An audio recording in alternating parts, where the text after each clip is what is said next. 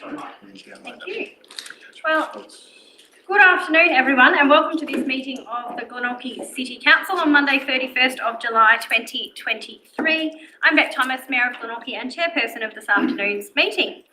Glenorchy City Council acknowledges the Muwinina people as the traditional owners of this land. While sadly the Muwinina people did not survive colonisation, we recognise all Tasmanian Aboriginal people as the original owners and continuing custodians of the land and waters of this island, Lutruwita. We pay our respect to Aboriginal elders past and present. We commit to working for a city that welcomes and respects all Aboriginal and Torres Strait Islander people. Joining me here in Council Chambers this afternoon is Deputy Mayor Sue Hickey, Alderman Jan Dunsby, Alderman Russell Yaxley, Alderman Shane Alderton, Alderman Josh Cockshut, Alderman Stuart Slade and Alderman Stephen King, as well as Council's General Manager.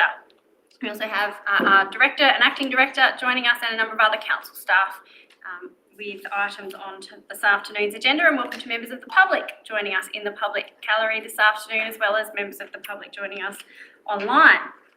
Before we open our agenda, I take this opportunity to make a statement about workplace health and safety. We have a duty to ensure that a safe workplace is provided for our employees, elected members, contractors, volunteers and members of the public present at Council's workplaces. Council meetings form part of Council's workplace and it is expected everyone who attends Council meetings will behave in a polite and respectful manner. Council has endorsed a statement of intent setting out how we as elected members have agreed to conduct ourselves in representing the people of Glenorchy. In accordance with this, any disagreement should be expressed respectfully, remembering both during debate and in decision making that we are elected to represent and serve the people of Glenorchy and make our city the best it can be. Finally, I note that the open section of this meeting is being live streamed and an audio-visual recording of the meeting will occur in accordance with Council's recording of Council's meetings policy. Members of the public are not permitted to make audio or visual recordings of Council meetings. We have 28 items on our agenda this afternoon and agenda item one is apologies. We have apologies this afternoon from Councillor Harry Quick and Councillor Molly Kendall.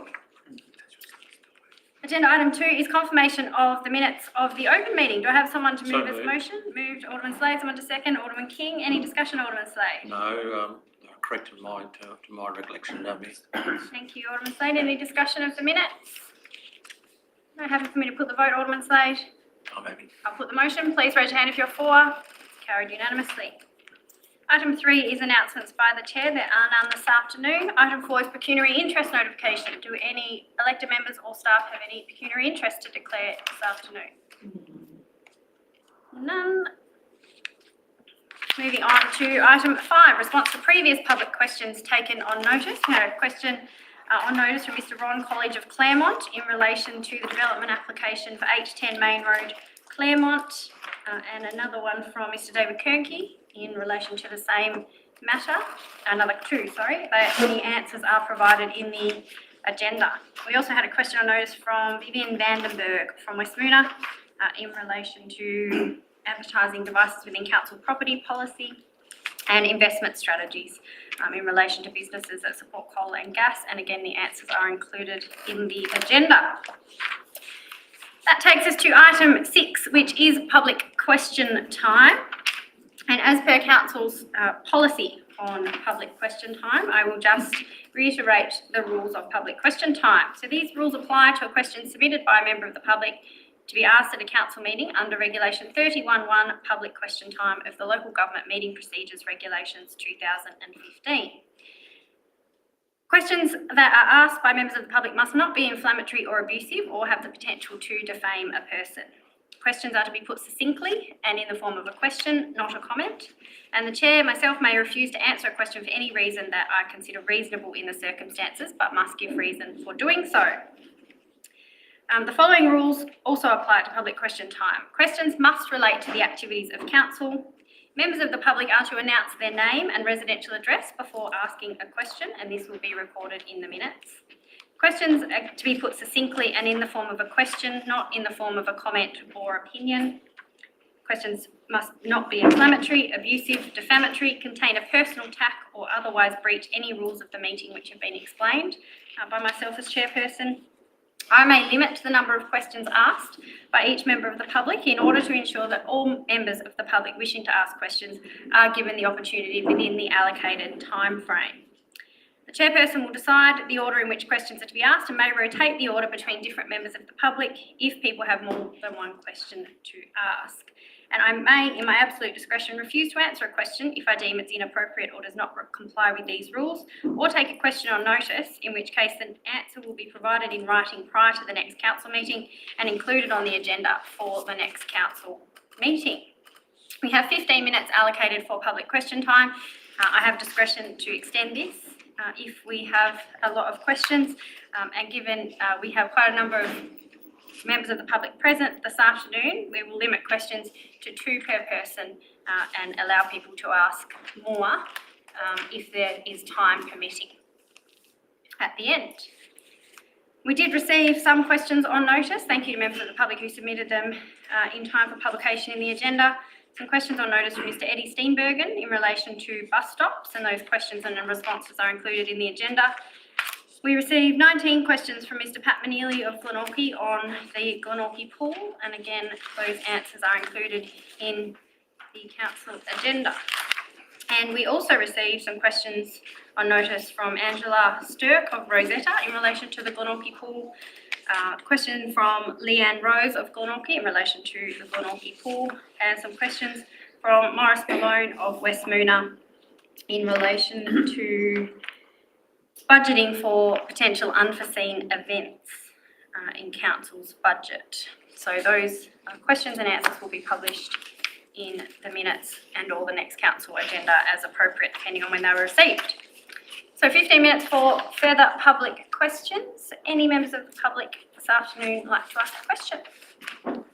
Mr. Campton, I'll give you a moment to come down.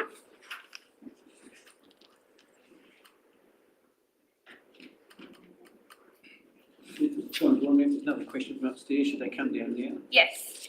Yep. If you are upstairs and would like to ask a question, then feel free to come down to be in line. Mr. Campton. Paul Campton, Main Road, Claremont. In relation to 8 to 10 Main Road, Claremont, landowners' consent was granted on the 2nd of June. Normal discretionary development applications take 42 days, which takes us through to the... Excuse me, could you speak up just a little bit, please? Sorry. My just in terms of 8 to 10 Main Road, development application, what critical information, given that we've not heard anything by now, was missing from the development application? Was it traffic?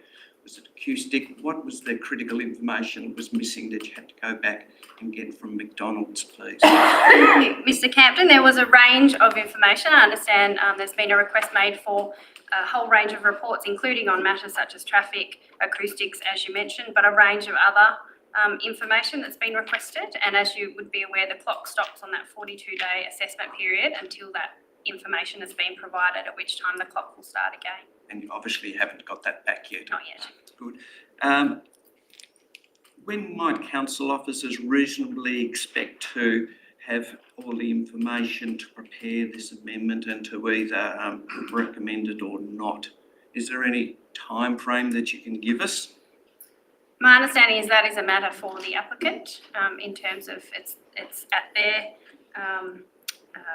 it's their responsibility to provide that application. I'm not aware of there being a time frame in which they must provide it under the Act.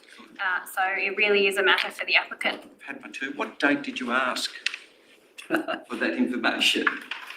We can take that one on notice, Mr. Campton. Thank you. I might just allow you seat. Oh, David first. Okay, Mr. Kirky. Thank you.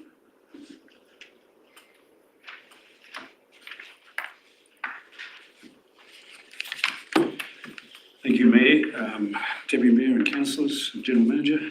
Look, I also have a question in relation to 8 to 10 Main Road. So I had a couple of questions. So the first question is, given that the proposed McDonald's development application is a prohibited use in the inner residential zone, why didn't Glenorchy City Council simply reject the application when it was initially lodged? Thank you, Mr. Kirky. It is an applicant's right under the Land Use Planning and Approvals Act to make an application for change of use. and it is the responsibility of council as a planning authority to assess that request for a change to both the zoning and the use of a parcel of land under the Land Use Planning and Approvals Act, to assess that in accordance with the merits of the application. So isn't it very unusual, though, for a prohibited use for a person making an application and it not to be rejected, but simply the council go back and ask for more information? I cannot understand how that could possibly be. I mean, it doesn't make sense. General Manager? As I've indicated to a number of residents, including yourself, Section 40T of the Land Use Planning and Approvals Act allows a person to make an application to council and a request for a rezoning or request for an amendment to the scheme, along with a development proposal. And so that is essentially, as the Mayor said, that is allowed under the Act. So council, as a planning authority, is charged with assessing that application as required under the Act. All right, I find it very unusual. Can I just further comment on that? It is quite a frequent kind of application. We get these combined amendment and planning permit application requests. Council? Right, I do know, like I've made inquiries with council, so this isn't a question, I guess, but I know other councils would have rejected this immediately, not gone forward. So I was speaking to a friend who's a deputy mayor of another council, but anyway, that's by the way. I will just correct you there. Council has no discretion under the Land Use Planning and Approvals Act to flat out reject an application without first assessing it, and council cannot fully assess an application until all the required information has been received. All right, okay.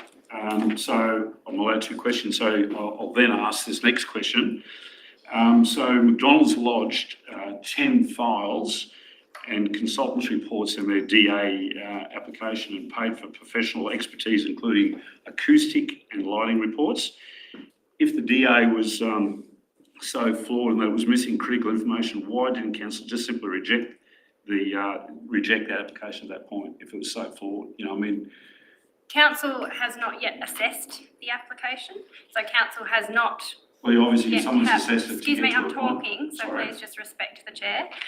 Council has not yet assessed the application. We don't have a full application before us in order to enable assessment. Once all of the information required has been received, council will make an assessment of the application and then be in a position to make a decision as to whether to reject or accept, approve. We are not yet at that relevant time. Okay, McDonald's have been, they're not just amateur property developers, they're obviously a huge organisation. They've got professional consultants as well, so I'm surprised that they would lodge something that doesn't dot all the I's or, cross all the T's. So I'm just surprised, and I cannot understand why we're wasting oxygen on this right now. But anyway, I guess the council have, for whatever reason, have made a decision at this point. We have not made a decision at this No, point. but I mean, Mr. Kirky. you've gone down the path of this And process. you've had your two questions. Thank you, Mr. Kirky. I guess I've reused my two questions. That's right. Thank you, Mr. Thank Kirky. you. Thank you.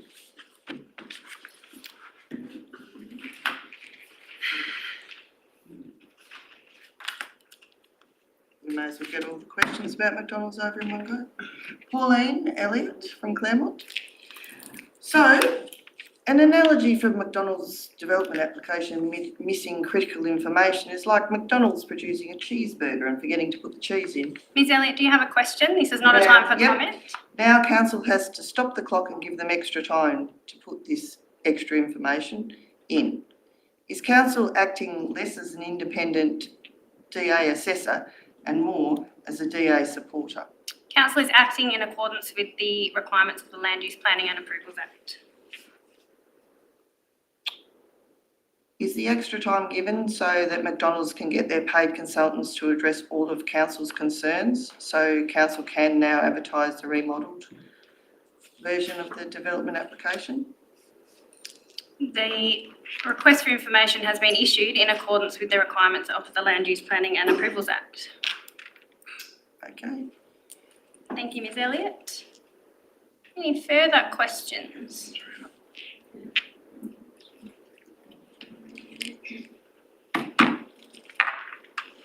Hello, my name's Leanne Rose from 8 Anderson Street, Glenorchy.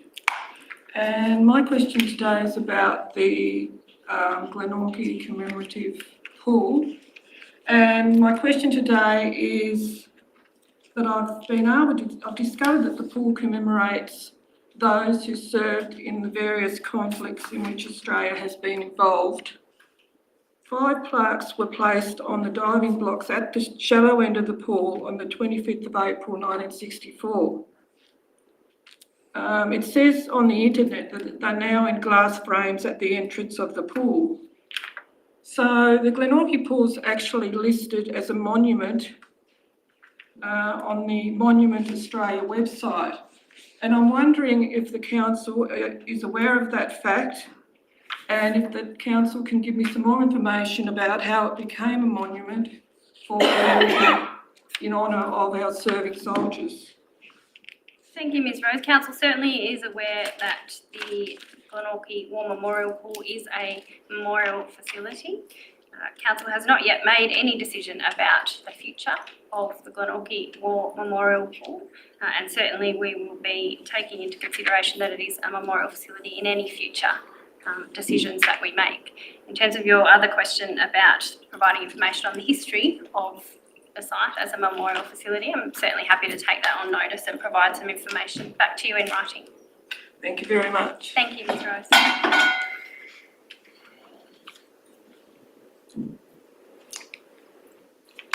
Yes, yep, you come forward. And then you, Ms Bryan, next. Hi, Vivian Vandenberg from West Moona. I came last month and I've come back because the 2 questions I thought have not been answered at all. And frustratingly, I didn't get a response until it was too late to put another question on notice electronically, so here I am.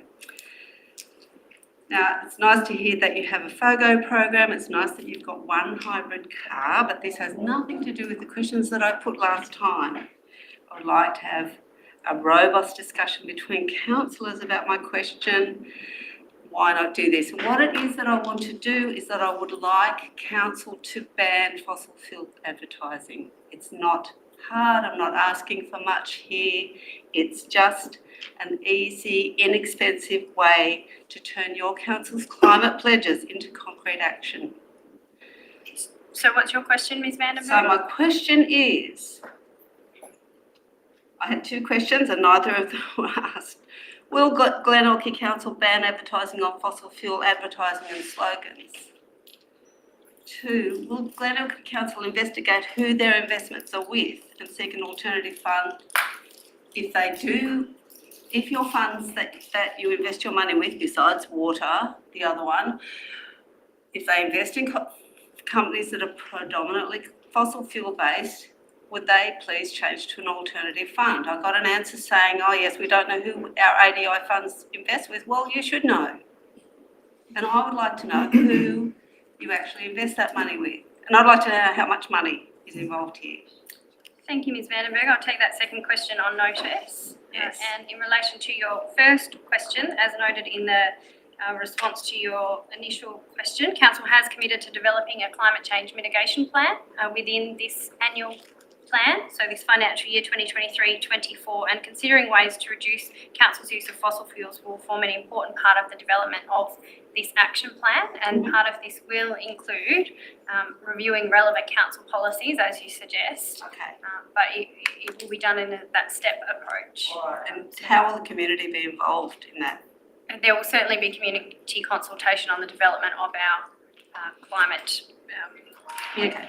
So will people like me be able to participate in Yes, that? yeah, absolutely. You will Right. certainly have the opportunity to provide input to that. Okay, thank you. Thanks. Thank you. Ms Bryan.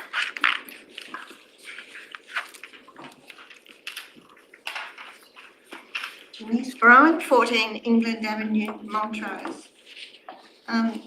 Question is, will you confirm that the state government, through the Department of State Growth and the council, have a partnership agreement that has identified the most valuable public land for disposal, dismantling community assets and facilities, and that ratepayers foot the bill for making the land development ready for property developers? Do we have a partnership with State Growth On the With the state disposal of government. land with the state government? No, we don't have a partnership with the state government on the disposal of land. I believe there is one. Through you, Mayor, does Do you the know anything about General the partnership, Manager gentlemen? know about that? Could I ask a Yeah. clarifying Yeah, question? sure. Do you mean in relation to Wilkinson's Point? No, the partnership agreement was signed in the year 2000 and it is still current.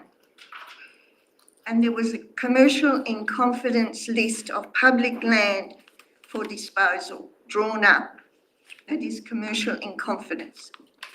We'll have to take that one on notice, Ms Bryan, I think, unless you have an answer about the 2000 partnership. My only comment would be that the partnership agreement process was something that was brought in under I think, the Bacon Labor government several state governments ago and has long since been abandoned. Well, the actions defy that, actually, okay?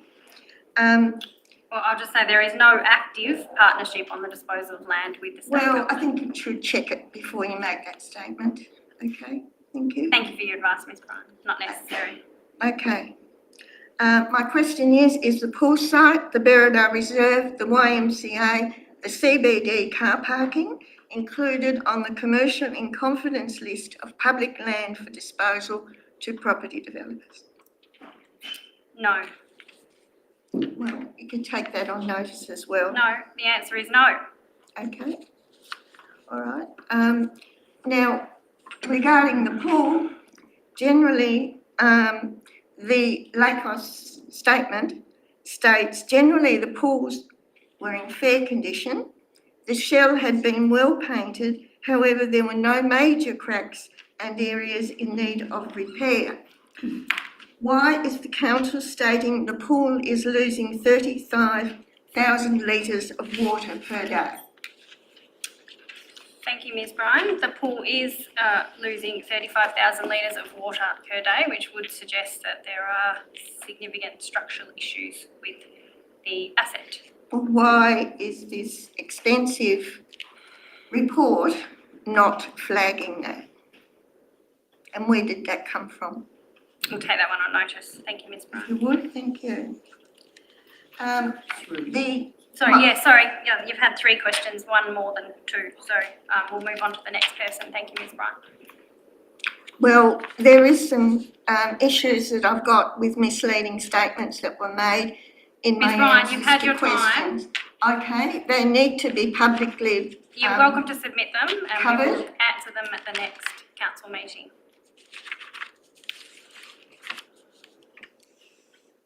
We need to make sure everyone has the opportunity. Thank you, Ms Bryan. You're just shutting down debate, thank you. No, it's not debate, it's public question time. Please come forward, sir. My name is Neil Hall. I live at 2 Quinn Place in Claremont.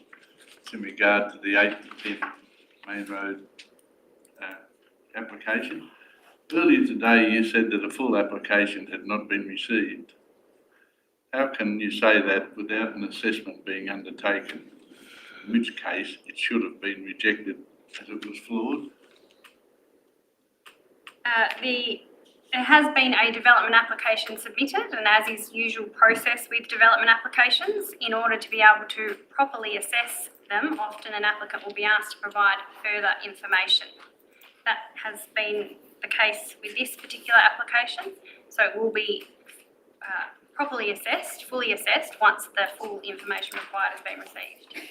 Any idea of the time frame when we will hear anything? No. Thank you.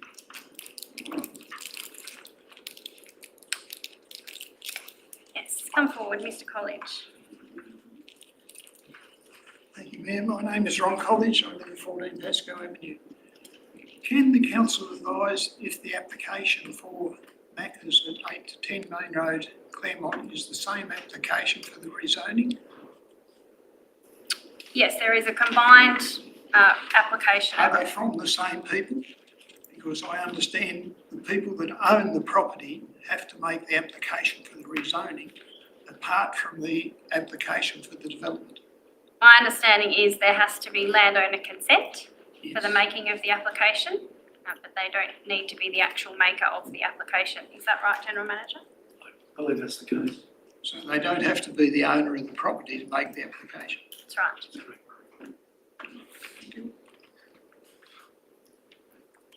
Any further questions from members of the public joining us? Noting we have surpassed our 15 minutes. No? Okay, thank you to members of the public who have joined us for public question time. Moving on to item 7, petitions addressing council meetings via deputation. Are there any? No, Mayor. No? We will move on then to item 8, activities of the Mayor, and we have a recommendation that Council receive the report about the activities of myself during the period from 19th of June to 23rd of July. Moved Alderman Cockshut as a motion, someone to second. Alderman Yaxley. Alderman Cockshut, any discussion? Thank you, Mayor. Looks like you had a really busy month again. Just had one query. On the Wednesday, the 5th of July, you met with Senator John O'Duniam. I was hoping you might be able to fill us in regards to what the agenda of that meeting was about. Thank you. Yeah, Senator Duniam simply wanted to catch up to hear about some of the priorities for Glenorchy City Council. So it was a really general discussion talking about particularly some of the bigger projects that are on our federal government funding wish list, including Tolosa Park and the Glenorchy Ball, of course, as well, which is consistent with the federal budget submission that we made to the federal government. Also talked about other issues like community safety being a high priority for the council, clean city as well. It's just a general catch up. Cool. Any further discussion? Alderman Dunsby. I wonder if you could elaborate on your meeting on the 13th of July with the President and Directors from the Glenorchy District. Sure. Members, 3 board members, the President and 2 other board members of the Glenorchy District Football Club requested to meet with Council to establish that relationship. They've got a relatively new board at the Glenorchy District Football Club, so it was really to meet with myself, the General Manager, Director Riali and our Manager of Property as well, Environment and Waste, to talk about some of the challenges and opportunities for the Glenorchy Football Club. And they also did float the idea of whether we'd had discussions with the state government about the potential to use the KG5 area as a high performance training centre with the state government, and flagged their interest in being involved in those discussions if that was something that would be considered. Thank you. Additional question, your meeting on the 17th of July with Matt Bulkley from the Football Tasmania. Oh, Matt Bulkley from Football Tasmania. Sorry, yes. We met with him to discuss Football Tasmania's facilities strategy. They've recently developed a infrastructure facilities strategy, and they're looking at creating regional hubs. So it was really, again, for him to talk us through their strategy and how Football Tasmania are aiming to, as part of that strategy, strengthen their relationship with local councils, recognising how critical that relationship is to providing facilities for soccer to be played. Thank you. Thank you, Alderman Dunsby. Alderman Alderton. Thank you, Mayor. On the 5th of July, Friday, you participated in your community pop-up at Northgate Shopping Centre. I'm just wondering if you could share with us roughly how many citizens, ratepayers of Glenorchy actually interacted with you at that pop-up, and what sort of subjects they were bringing to your attention? Thank you, Alderman Alderton. We have very good engagement at Northgate and at Claremont Village, and we would have taken down numbers, but probably don't have them at hand. Do you know, Executive Manager? 42. We do have them at hand. There you go. Approximately 42 people stopped and chatted to us at that particular pop-up. Topics range. It's always a range of discussion topics. Trying to think back now, it feels like a long time ago. It was nearly a month ago, so you're testing my memory. Topics range from some people want to chat about the proposed stadium. People still want to talk about the Northern Suburbs Transit Corridor, general conversations about community safety and antisocial behaviour as well. Playgrounds were quite a hot topic as well, given all of the activity that's happening around the municipality. The skate park at Montrose was a discussion topic as well. But yes, I would have to go back to my notes. I'm happy to run through them with you. Okay, thank you. Alderman Slade. Mayor, just a quick one. I know it's in its early days, but the Southern Tasmania Regional Waste Authority Board, is that a meeting that's held after hours or during normal hours? And what stage is it sort of at now? Is it, Yeah, thank you. So there's two parts. Obviously, there's an owners forum, which we have quarterly owners forum meetings, and they are held within business hours, and we have monthly board meetings, which I'm a part of that board, and they are typically held within business hours as well, typically a 2-hour meeting.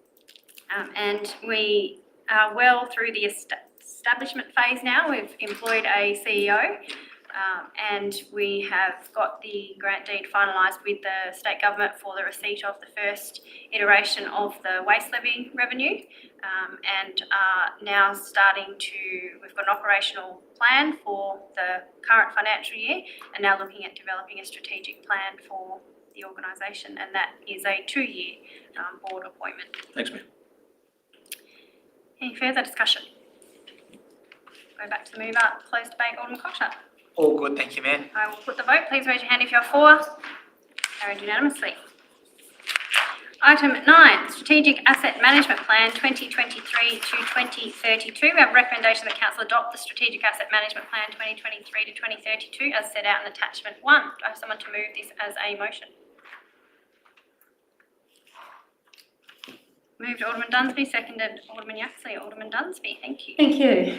We have a document before us that's here to have a positive impact on the public relations that we have, engaging with our council and just committing to our responsible asset management.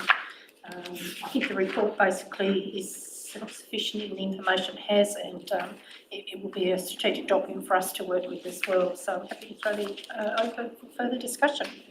Thank you, Alderman Dunsby. Alderman Yaxley. Yeah, just through you, Mayor, just a question, just regarding the plan itself. I think it's 2.3 and 2.37, note some areas of improvement for low maturity scores. Just obviously a little bit below the desired result, and they're around evaluation and governance and management. I guess just trying to find out and understand what's involved around those areas, and in terms of outlining what areas of improvements can be made or on the way to make. Sorry, are you talking about, did you say 7.1? No, sorry, 2.3, 2.3.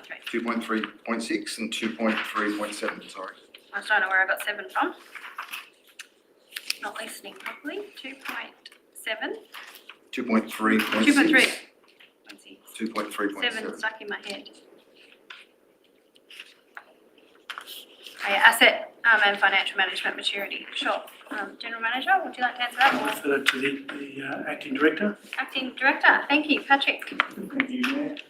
So there's a whole number of questions built up those calls for asset management maturity assessment. So there's, I think, over about 100 questions. I don't have the full questionnaire in front of me, but the ones around governance, I think probably there was, previously we didn't have an overarching body to look after our asset management. It was very much confined to the asset management team itself sitting within my department. So I think one of the actions out of that was to set up an overarching body to help oversee that, which we have now incorporated into the infrastructure management group that we hold monthly. So we have a section now for that dedicated to asset management, and that will track the actions in that improvement plan. So I think that is probably the main one we fell down on. Yeah, okay, great. That's good to hear. Yeah, in terms of just a comment around it, it's obviously encouraging in terms of the amount of assets that we've got, you know, the 1 billion in terms of infrastructure. If you want to have a look on page 10 and 12 or 10 to 12 to take a note of those, just the sheer amount of assets that we're responsible for. So good to see good engagement as well, 362 visits, and as we continue to grow and maintain, we need to obviously keep on top of these things. So it's a good plan. Thank you, Alderman Yaxley. Any further discussion? I have a couple of questions, and if I may, in relation to the sub-plans, if you like, I know there, you know, for the 4 main asset classes, transport, drainage, buildings, parks and recreation assets, there are those sub-asset management plans. How regularly are they reviewed, and are they publicly accessible, those documents, or are they internal working documents? They're updated annually. Thank you, Mayor. And they're not currently publicly available. They could potentially be made publicly available. I guess the idea of the strategic asset management plan is that's the outward-facing document. The individual plans are actually moving to more of a digital format where they won't be a hard copy printed document anymore. It actually captures all the asset data and it's a live system and you can dig into it and manipulate it as you please. So I initially would see that as an internal document and the strategic asset management plan would be an external facing document. Sure. I guess further to that then, whilst, this is a really critical document for us to be strategically managing our assets and ensuring, really importantly, that our long-term financial management plan projections match to make sure that we are renewing assets, maintaining assets appropriately, that it doesn't go down to the level of individual assets. And so where community members may be interested in individual assets, whether it be a synthetic soccer pitch or a gas boardwalk or the pool, for example, how can that level of, how do we have that level of oversight of those individual assets? Yeah, so certainly all of those individual assets and their components are modelled in those 4 asset management plans that you mentioned. I guess the problem with it is it could be a bit overwhelming for the public to work because there's an awful lot of data. We do get questions coming in from the public where they ask about an individual asset and we can quickly look that up and tell them. I might have to think about if there's a way we can make maybe parts of it public to look at without being too overwhelming. Yeah, thank you. I guess the key thing that you've probably just answered there is that information is readily available on request. So whilst we don't necessarily need to set it out in that sort of like this sort of document, it is available if people have questions about individual assets. Yeah, we can look that up.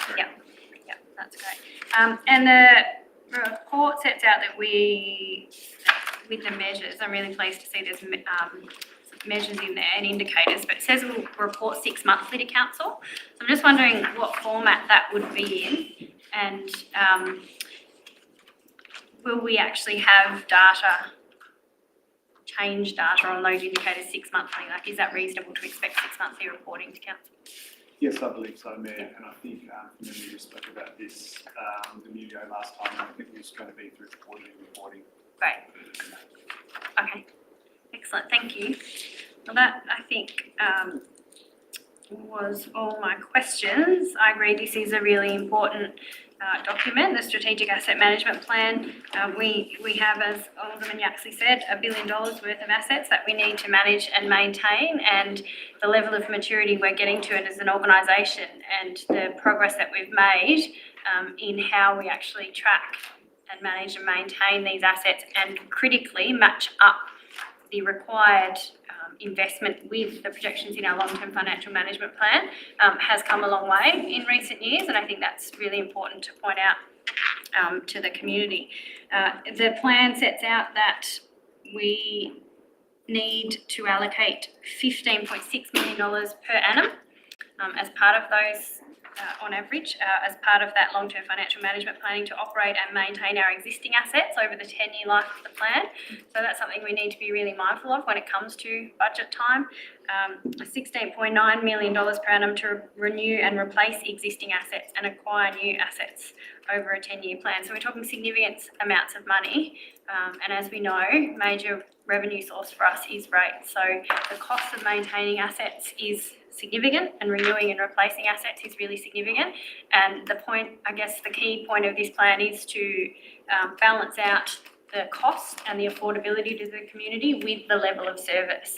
Now, we know that we as elected members have rather high expectations. We always want things to be done, more of this, better that, as does our community. You know, we are the voice for our community and we hear that and we want to deliver those best levels of service possible. However, we recognise that we've got to balance that with that affordability. And, you know, to deliver a level of service at 3 is what we've agreed, what is proposed through this strategic asset management plan. If we want to increase the level of service, then we would be required to be investing more than that $15.6 million and $16.9 million each year, which would require increased rates of revenue. So it's that's the balance that we are trying to strike here to get the best outcome for our community without putting further affordability pressures on ratepayers. I think that's enough for me. Any further discussion? I will go back to the mover, Alderman Dunsby, to close debate. Thank you. We've seen the document here. It adopts the recognised industry standard approach and is going to be a great tool internally and externally for us to monitor in this, and we've heard the debate around the table, the positive of it, so I'm looking forward to it potentially being adopted. Thank you, Alderman Dunsby. I'll put the motion to the vote. Please raise your hand if you are for. It's carried unanimously. Moving on to item 10, Glenorchy War Memorial Hall. And we have a recommendation that Council 1 note the General Manager's decision on 4th of July 2023 in his capacity as person controlling the business or undertaking under the Work Health and Safety Act, that the Glenorchy War Memorial Pool not reopen for the coming season and that the pool remain closed until further notice due to unacceptable risk to the health and safety of pool users, staff and contractors. 2, receive and note this report and the attached reports of a detailed pool inspection, a full audit of the pool recently carried out by Aquatic Centre and asset specialist Lacus Consulting and Knowledge Asset Management Services, setting out the unacceptable risk to health and safety associated with the pool. 3, endorse continued consultation with state and federal governments on potential funding opportunities for the future redevelopment of the site. And 4, provide progress reports to Council on the status of investigations into the site's future. Got someone to move this as a motion? Moved Alderman Cockshott, seconded Alderman Slade. Alderman Cockshott. Thank you, Mayor. Obviously, the Glenorchy pool is a hotly discussed item in the community at the moment, and the council didn't take the decision lightly, but given the report, we had a workshop on this, it was clear we had to act on the spot in regards to the condition of the pool. As outlined by the consultant, there's some really big issues. Obviously, we mentioned today it's leaking around 35,000 litres of water a day. The structural issues of the concrete grandstand. An urgent requirement is required for the electrical switchboard to be upgraded and replaced. There's major works for the chemical dosing and filtration. The water slide has some structural issues as well. Multiple trip, slips and fall hazards. And a complete refurbishment of toilets, change room areas are required to meet child safety requirements, privacy and accessibility DDA compliance standards. So I agree, we've made the right call to shut down the pool for the summer ahead. I guess now with this motion, the process becomes continuing to consult with state and federal government on grant opportunities and what the future of that site does look like and provide reports to council moving forward. So obviously it's a bit of a moving beast of what will happen with the pool, but I guess it's for safety reasons it is closed until further notice and until we can work with the relevant parties to come up with an action plan for the site moving forward. Thank you. Thank you, Alderman Cockshott. Alderman Slade. Thank you, Mayor. Look, nobody, of course, would like to see the pool closed, but unfortunately, it's probably like ourselves. We all come to a part of life where, unfortunately, we all wear out, and this is an example of an asset that has gone beyond its life. I'm happy as an elected member of this organisation, the fact that the General Manager's taken the appropriate action and his team. He's got incredible responsibilities underneath Work Health Safety Act here in Tasmania and other legislation. That's been undertaken. He passes that on professionally to us as the board or the councillors of this municipality or city. And I'm pleased that it was closed under those circumstances. I'm also pleased that we had a report in which we noted some shortfalls well and truly. And so there's been a number of things that have been, let's say, conveyed to elected members, for elected members to assess and for elected members then to take on what action there. And that has appropriate been to close the pool at this stage. Also in the recommendation there is just to continue consultation with our state and other colleagues to see what may be available there. But the most important thing is that action has been taken, so nothing can happen to anybody under these circumstances. And in due course, when everything comes back, the council will make a further decision on the life of the pool going forward. And I'm happy with what's happened up to now, Mayor, and I know we will certainly be updated very regularly with the Director of that particular area and also the General Manager of the status of the pool. Thank you. Thank you, Alderman Slade. Alderman King. Thank you, Mayor, and I don't think any more could be said than what Alderman Cockshott and Alderman Slade have said already. I just wanted to give my support to the General Manager's decision in protecting the community at this time and making an appropriate decision to stop the operation of the pool until further consultation. So again, well done to my colleagues for the concise report on what's happened. Thank you, Alderman King. Alderman Alderton. Yes, I would like to speak to the motion as well, but I'd also like to ask some questions in relation to some of our options. So I might ask the questions first. So in regards to option 4, replacement of new facility, and the mention of approximately 30 or 40 million dollars, and the talk of obviously building something on the scale of the Hobart Aquatic Centre with a gym maybe and a childcare centre, I read in some of the documentation.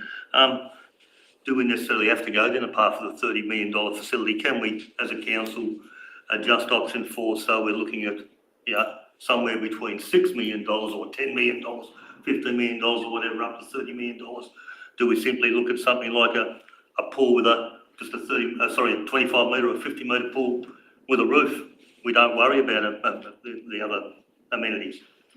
So Thank you, can we Mr. sort of broaden out option 4 rather than just lock ourselves into a $30 or $40 million replacement? Yeah, what I would say is at this stage, we're not discussing specific options, and making a decision tonight No, I realise on what the potential future will be. Certainly, what I can say is we will consider all options. We will be having a real deep dive into what the potential is. Importantly, getting information from other levels of government about potential funding support will be an important part of helping inform all of those considerations that we need to take going forward. Would you have anything to add? Yeah, I was just going to add that also that my understanding, and I'll look to the managers just for confirmation, but my understanding is that this 30 million amount is for a like-for-like replacement. It's not bells and whistles.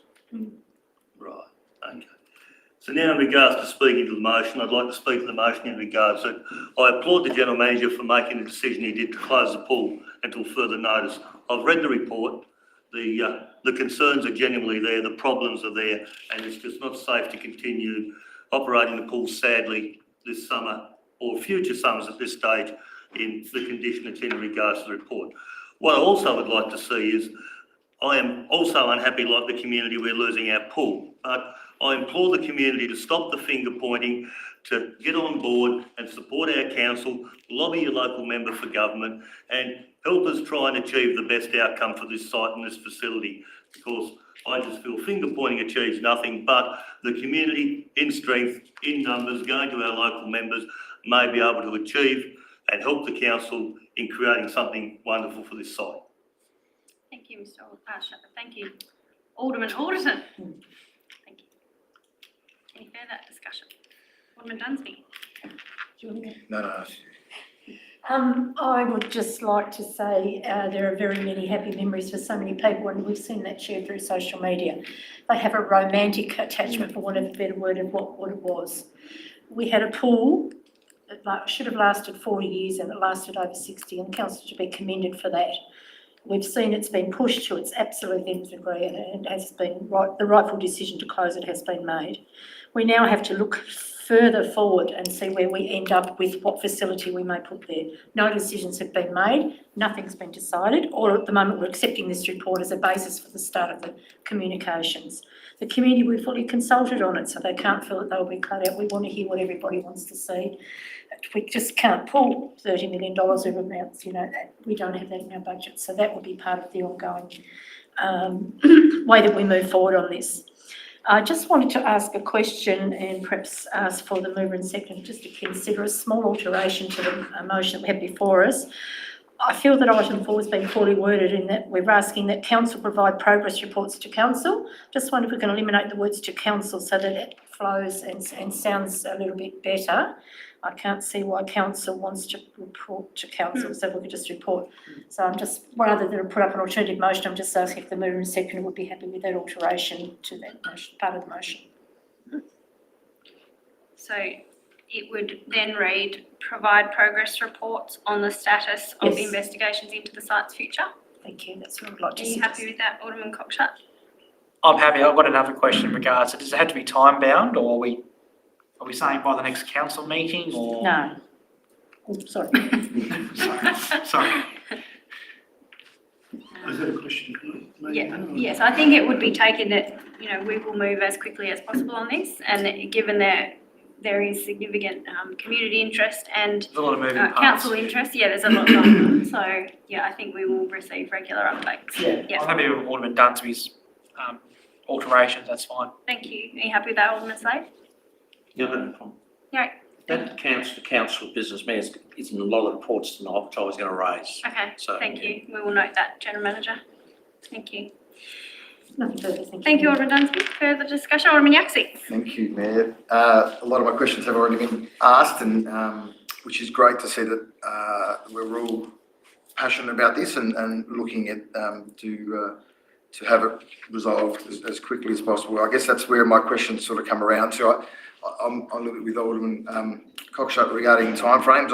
It's just something that I'm into, just to make sure things don't get put down to the next month, to the next month, and to the next month. I think this is something that our community wants to see positive action quickly, and it's something that we want to be resolved. So whether we perhaps don't have timeframes this time, I would like to see urgent answers from state and federal around it, purely so then if we don't have that appetite from the governments, we can then move quicker and quickly onto whatever the options that we have to decide on. So I guess my employment would be to try and move this along quickly, just so we can all move on together. And I think it's important that, I'm not sure who mentioned it about the community coming together. I think it's a really important thing, being a war memorial site, our community, whatever is the issue, whatever is the outcome, that we as a community are moving forward together. I think it's a really important part of this issue we have currently. So the only, could I ask a question? Sure, yeah. My question would be just around the asset management plan with the pool. I appreciate that there was a conversation, there's different parts in different areas. When was our first asset management plan? Is that something is that a recent thing that we have implemented, or is this back in the 60s, back when it was built? I guess that was a question that had been asked of me by the community, so. Thank you. General Manager. Really, I probably can't answer that one specifically. I very much doubt that there was an asset management plan in the 60s. Yeah. Asset management is a much more recent phenomenon. And in terms of council's asset management plans, my recollections would go back to probably something that's happened in the last 10 to 15 years. Yeah, okay. So I don't think it was even a requirement back in the day. This is, much more recent changes to legislation to require these things. Yep. I'm not sure whether the acting director can add a bit more information on that. Yeah, thanks, General Manager. Yeah, I believe that timeframe would be approximately correct. They're usually done on a 4-year cycle, and I know there's been at least 2 more for our current version, so maybe about 12 years. Okay. But I can find that. Okay, all right, that's fine. That gives them a good understanding, because a lot of the questions I've come back from are talking about why wasn't the pool maintained and why didn't we have an asset, why didn't we do this? So we're talking 15 years ago, we're talking then 35 years, the pool's nearly at its lifespan, if that makes sense. So that was our question, that was a statement. So yes, but anyway, thank you. Yeah. Any further questions? Yes, Mayor. Dr. Mayor. I'd like to say that, look, the easy thing to do would be to try and stick bandages on it and try and please the community and make it go even another year. But it would be an insane proposition. The report is so damning. It is such a dangerous scenario. And anyone who's very angry with this council, I urge them to read that report in full. I personally have a pool, and I can tell you they are bottomless pits. They are constantly in need of extreme restoration. Every 4 years you need to recoat them. There's all the equipment, your pool filters need replacing, etc., etc. It just goes on and on. But for a commercial facility, they are money sinks. There is no pool in this state that makes a profit. right? So we are not a rich council. Regardless of how we've managed the funds over the years, I would say we're really running things as tightly as we possibly can and as responsibly as we can. But the maintenance of a pool of this nature, it's had its day, it's run out of oxygen. We do not have the money to repair it, and I will not have it on my watch allowing any child or any person to go into that facility, which I consider to be extremely dangerous, ever again until some other decision is made. So we'll wear the wrath of the community as we must, but I do urge the community to take up Alderman Alderton's challenge, and that is do raise your fists or raise your voice with the state and federal members. There are potentially 2 elections coming up. They're the ones with the big buckets of money. I would urge this council to really deeply consider if 30 million is only going to buy us what we had, that, an open air pool, only used 6 months of the year, only has 100 visits a day, is not a viable proposition. If you're going to challenge your federal and state government, for God's sake, go for broke and get one with a warm water facility for people with, disabilities and arthritis, etc. But it need to be a roofed pool and have all of the modern amenities that are expected. But we have 2 really good regional pools within 15 minutes of this city. So we do have to ask ourselves as a community, and I'm talking a broader community here, do we actually need one when it will add significantly to the rates of the ratepayers of Glenorchy? And as it is, we have very, very hard arguments every time we start setting rates. To have a pool that would need that sort of maintenance constantly is just going to add an extraordinary amount to the rate costs. So, as I say, I am comfortable with this decision. I can live with myself that we are not opening it, regardless of how it's perceived as Alderman Dunsby said, in a romantic fashion. Of course, everyone has fond memories of going through there as children. But now children have many more options. So we've got competing sports such as basketball and skateboarding and not netball, but there's loads and loads of other activities, soccer, etc. Whereas once upon a time, the swimming pool was the local babysitting facility, and it was, you just go there and it was safe and you could have fun. But it's had its day, and I think we need to have that broader conversation going forward about, does Glenorchy actually need a pool? But I'm not going there tonight, just to say that I 100% support the decision of the General Manager that we do not open this pool until we have some better knowledge about what we can do about it. Thank you, Deputy Mayor. I think that just leaves me. Is that right? So before I go back to the mover to close debate. So thank you to my fellow elected members for your contribution around the table.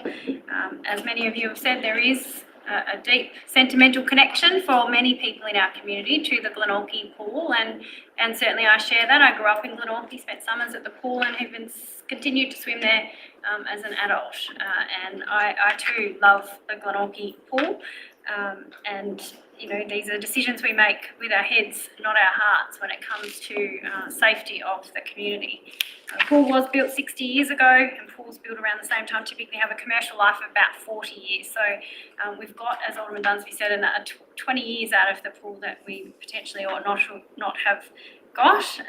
And really that has been because council has maintained it to a level, as much as the community may not understand or want to accept that. Council has invested in the maintenance of the pool over that time in order to keep it operating as a facility to the Glenorchy community and I add the greater Hobart community as well. I've not just received letters from Glenorchy residents about it not being open this season. I've received letters from people in the Derwent Valley. We acknowledge that pools are regional facilities. However, the burden comes down to the ratepayers in the particular municipality they exist to fund these facilities. Council has been aware for some time that the pool was nearing this point in its lifespan, and that's why earlier this year we made a submission to the federal government prior to the consultant's report being finalised that stated that the pool faced potential closure if funding could not be realised to redevelop the facility. We have been advocating to other levels of government for investment to be able to redevelop the pool facility. But as we know, at all levels of government, they have a wide range of priorities and areas to service, and they do consider pools to be regional facilities, as the Deputy Mayor said.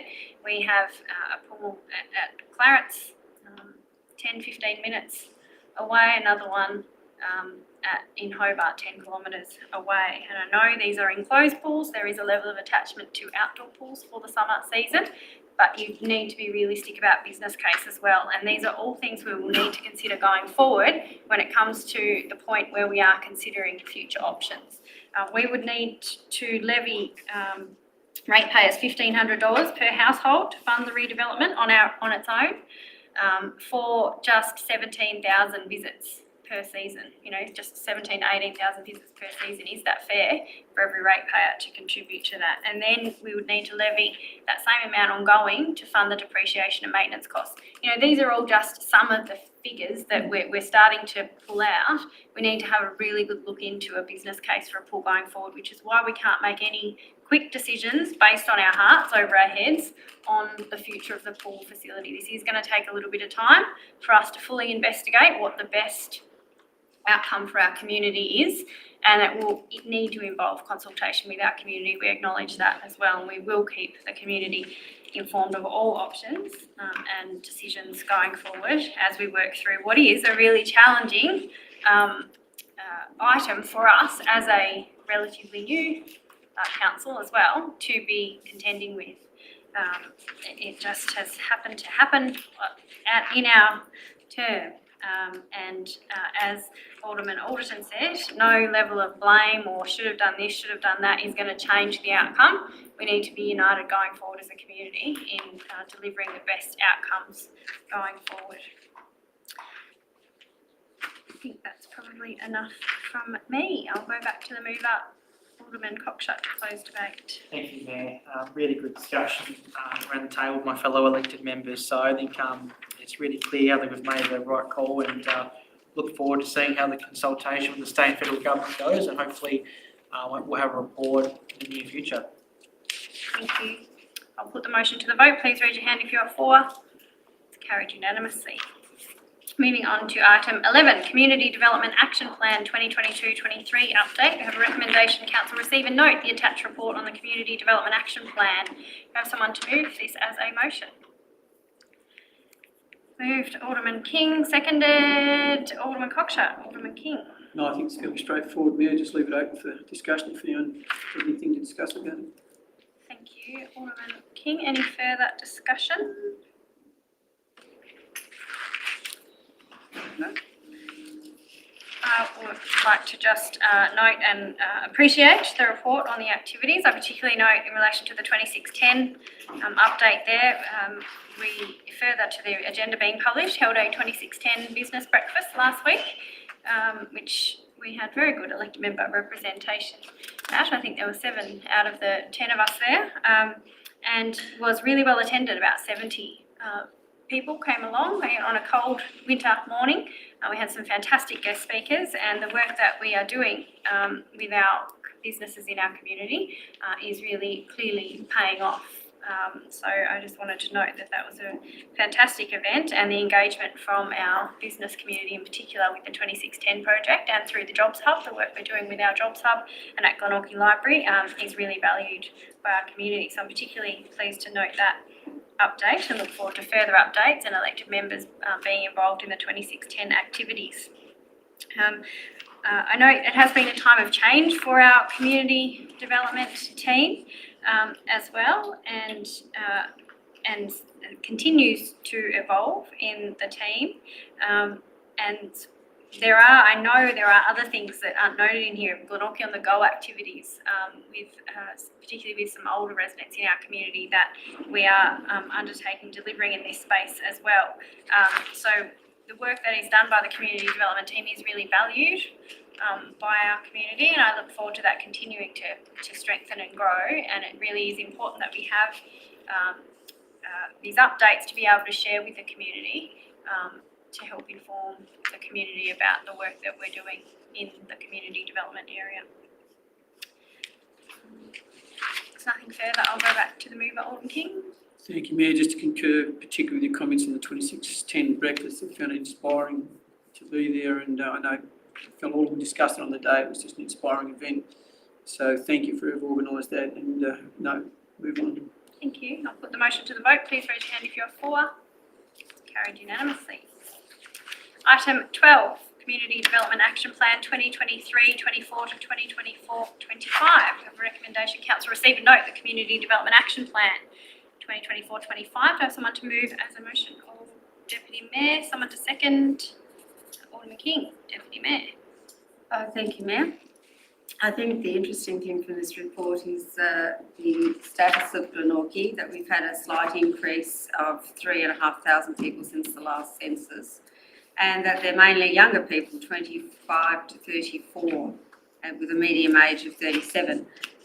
As we all know, Glenorchy is culturally diverse, with 21.6% of the people living in the city born overseas. And of the people born overseas, 33% have arrived from 2016 onwards. Our residents come from 72 different countries, and nearly 19% speak a language other than English at home. And we also have 5.4% of the population identifying as Aboriginal, which is higher than Greater Hobart. It also goes on to mention that whilst we have these significant strengths in the diversity of our community, we also have a lot of significant challenges which are very concerning, such as the lack of social housing, limited affordable transport options, social isolation, family violence, and problems caused by drugs, alcohol and gambling. Difficulties accessing health and wellbeing services and mental health services.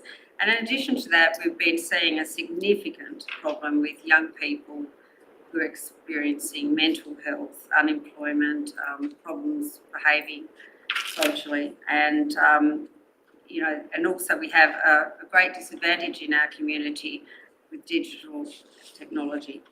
So we also have gambling and a few other things, but on a good note, we will be going forward measuring the accountability of the work of our Community Development Department by using a results-based accountability system.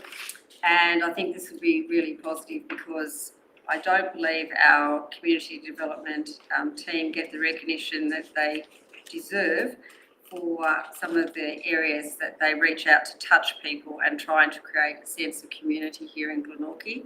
It is very difficult with very limited resources, a very tiny team, but it is a critical part of making Glenorchy a safe and welcoming place for everybody who lives, works, comes through, visits, shops, whatever. So I heartily recommend the reading of the Community Development Action Plan and congratulate the staff for the hard work they continue to do. So thank you, Deputy Mayor. Any further discussion? Alderman Slade. Mayor, I just wanted, it's a good plan. I noticed that it's going to be overseen by the coordinator who's here tonight, but I think it'd be good if it was in the actual recommendation, apart from the fact that we receive and noted that we are going to get regular reports on it, that's all. I just think that it's a little bit loose ending the present moment, just saying that we're going to receive a report and we're going to note it, but I believe it's going to be done quarterly, that should be incorporated in the recommendation. I'll be open General to it. Manager. Through you, Mayor. Not a problem. We're already going to be reporting on these actions as part of our quarterly report, so it's something we will be doing anyway, so more than happy to include. Given that, would you like to move an amendment, or are you happy, satisfied that will occur as part of our quarterly reporting? Well, as long as you've just heard what I said, I'm happy with that, and the General Manager's taken on. I know that I raised it at a workshop. I just want to make sure that part of our role is one of monitoring, and as long as it's still rising, I've got no problem. Thank you. Okay. Great, thank you. Thank you, Alderman Slade. Any further discussion? I would just concur with the Deputy Mayor's comments, and too, like Alderman Slade, certainly expect and welcome that regular reporting. So looking forward to that. Deputy Mayor, would you like to close debate? No, I think, yes, I will, thank you. I do think this is a critical sector, as I said, of our community, and the report is good reading, so please take advantage of it. Thank you. I'll put the motion to the vote. Please raise your hand if you're for. That's carried unanimously. Moving on to item 13, committees, reference and working groups review. We have a recommendation that council note the amendments to terms of reference and toolkit for committees, working groups and reference groups. Note the process for additional committees to be established. Note that additional resourcing may be required to fund administration of committees. Do I have someone to move this as a motion? Deputy Mayor, someone to second. Alderman King, Deputy Mayor. Again, this is self-explanatory, and we're looking at committees for health and wellbeing, including access and inclusion, safe and clean city, youth council, environmental sustainability and economic development. But with the indulgence of this council, I would like us to consider another committee that I think is probably critical at this time going forward. Although the government has, if I can give the rationale, the government has put mergers and what's the name for it? Amalgamations on forced ones on hold. However, I think it would be a great show of leadership. I know that the Lord Mayor is going to write to the Glenorchy City Council and propose that we just have a meeting. I would rather propose that we send a letter back through our Mayor suggesting that we form a regular committee to discuss synergies, potential savings, cooperation in regards to services, whether it be, dog labels and tags and licences and sharing ranges, etc. So with a view to, at some stage, if not in this next 5 years, 10 years, at some stage there will be a Greater Hobart. And I think what we should be doing in the meantime is looking at everything we possibly can to work in synergy and in a great relationship to look for savings for our mutual communities. So it's not necessarily pushing an amalgamation barrow, even though everyone knows my personal views, but I do think let's start this softly, slowly and gently, not spook the horses, and just have initial meetings of like minds around common issues. And I think the one that really worries me the most is that we are putting a lot of resources into our computer software because we absolutely need to. It has been in a very sad state of affair and very inefficient and very hard on our staff having to work with outdated technology. So I'm pleased that we're doing that. However, Hobart has just gone through a similar system. Clarence, I think, have got another system. So maybe we can sort of look to see if there's any synergies around the software, whether that is even just running websites. It doesn't necessarily have to be payroll, but maybe payroll or backroom tech users. We might be better at providing one area of service and they might be better at mowing lawns. So we might have better HR and they might have better legal. So I just think it's time to start having grown-up conversations with our sister council. So I don't know whether that needs an motion or... Well, you've moved the current motion, so you need someone else to move an alternative, or it is, we are only noting the process for additional committees to be established, so it could be something that's taken. So could we add to that we note with the potential for a joint committee between the two councils to look for efficiencies? Someone else would have to move that. Someone else would have to move that as amendment is what I'm saying, because you've moved the original motion and the motion's been seconded, but I don't know that it needs to actually be in the motion. I take advice, or another option would be to add it to the next, potentially to the next item on local government review. Okay, I'll do that. So if you want to hold that off, that might be a more neater way to do it. Mm-hmm. Thank you. Any further discussion?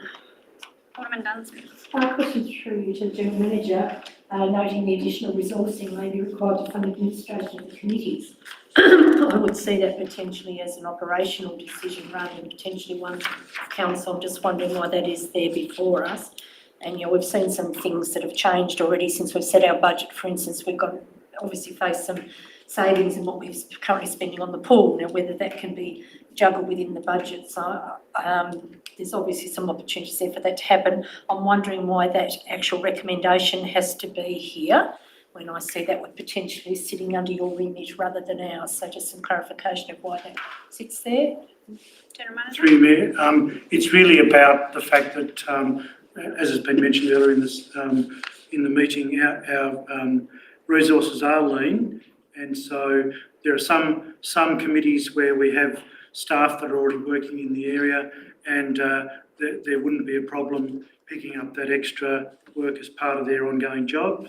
There are other areas where, you know, if council set up proposed to set up a committee on a novel sort of area, we may not even have existing staff in place, and there may be resourcing considerations that need to come into play. And I guess the other comment to make in terms of the budget is that there are certain requirements on staff in terms of the budget that, yes, the General Manager has limited discretion around some limited internal changes to the budget, but anything beyond a certain threshold requires council to authorise, appropriately requires council to authorise the resources. So it's just that resourcing, and for some of these committees, if it's particularly for a novel area where we don't have staffing resources, there may be resourcing implications that need to be considered when we're setting up a new committee. So just to clarify that, so I would see that needing to come back to us as a budget adjustment at that time with those particular details. That's one question, whether this needs to be in this particular recommendation here and now. Just wondering whether that sits under your remit as an overview of the whole budget. And I'm just wondering what we're achieving, and are we setting a precedent we don't necessarily need by having that clarification in this particular motion. Just happy to take advice. I want to throw it for discussion. Thank you. Thank you, Alderman Dunsby. Alderman Sane? Mayor, I just want to lead on to the recommendation. I'm just noting business. I think this should be, these are committees, and these are terms of reference changes and things. I think this the council approves. I think this should be approving, not noting. That's the way I think this should be taken on board. And just following up from Alderman Dunsby's point, I can see this perhaps going a little bit further than that, and I think it should also include the any future administration of those reference groups as well, because I know one reference group that I'm on, a couple of them here, there's a lot of involvement in that. So I just wondered, can that be considered, Mayor, as well, part of the committees? And the other part was, I think it should be put there that the council, approves, not note. Thank you. So you would be suggesting that rather than recommendation 1 would read approve the amendments to terms of reference and toolkit for committees, working groups and reference groups? Correct. Yep. Would you be happy with that, Deputy Mayor? Approve the amendments rather than note the amendments? The only thing that I'm just processing at the moment, has there been a workshop on these in the last 2 weeks I've been away? Yes. Yes. Right, okay, so then if Alderman Slade believes it should be approved, We basically, if I hadn't been able to go, Mayor, just for the deputy, we basically I had big concerns that we want to get these things going, and it's really good that it's been mentioned, and consequently the good department has then put forward the ones which they think should be going, and here we are, got them here now. So I think it needs, I'm not saying just it's weak, but not just noting, I think it should be approved because we actually have discussed it. Yeah, thank you. okay, well, given that, I guess my reluctance is sometimes you can have committees for the sake of them and not everyone's kept up to date with all of work, and we already have a very taxing schedule of a workshop every single week, which sometimes goes on for hours for the benefit of the community. And bear in mind, just about everyone here works as well, so it's not whinging about timelines, but it's about like loading us up with more things. So I just was worried about committing to those. So can I just ask, so for clarity, we're not approving any specific committees here? That the specific terms of reference for individual committees will be coming back to us? Yes. With nominations. This is just approving the templates. Spot on. So there's been amendments made to the template, so we're not yet saying, yes, we want. In that case, I'll accept your advice. Yeah, I just think it's our role to do the proving, and I think that's what's missing here. Agree. General Manager? So Mayor, just to clarify what's before council, so 1 and 2 become approved? Yes, that correct? I would think And 1 then- and 2. And then 3, there was discussion around Taking whether it that's out. needed at this point. So it'd be one approved, 2 approve, and 3. 3, I guess, is implied under the process for additional committees being Yes. established. You be happy with that, Deputy Mayor, as the mover? Yes. Alderman King as the seconder? Yep, so approve, and we'll take out 3. Thank you, Marion. Anything further? Alderman Slade? No, I'm happy, Mayor. I think it's very clear, and then we go on from there. Thank you. Alderman Alderton? Okay, thank you, Mayor. I was going to actually sediment, I was going to agree with Alderman Slade's comments, so that was part of the reason I had my hand up earlier, but now that we've decided to approve, I have a question. That probably now covers off on Deputy Mayor Hickey's good idea of, establishing a relationship working committee with Hobart. So by changing that to approve, would that therefore make the process much easier or not? Well, we're just approving the templates for establishing committees per se, rather than any specific committee being established. So specific committees and the specific terms of reference and nominations will come back to us at a future meeting. Needs a bit more work, and with reference to resourcing as well.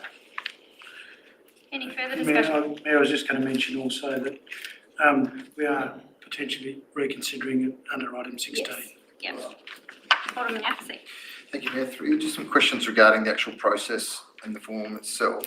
I was trying to find out where, and if I've missed it, please apologise, but just regarding how a chair is then appointed in those committees. Thank you. Was that covered in the terms of reference? It's covered, Mayor, for the first meeting. Right. Is that right, Director? Sorry. Yep. Sorry for the. No, sorry. And just regarding that, in terms of then, I think there was a question regarding a statement in there, regarding that elected members not being a chair of the committee, because of perhaps they could be directing staff. Is that part of this recommendation that that's true and will go forward, that elected members won't be chairs? That's what is proposed in the terms of reference. Yep. Through you, Chair, that's the current process too. It is too. Okay, great. Yep, that's good. And just regarding the title, we've got reference groups and working groups and a whole range of different terminologies. I just find that there's no real clear definition of what we've got. And other councils have got probably a clear title in terms of being an advisory committee or a working group, but there's no clear definition of what those items would be.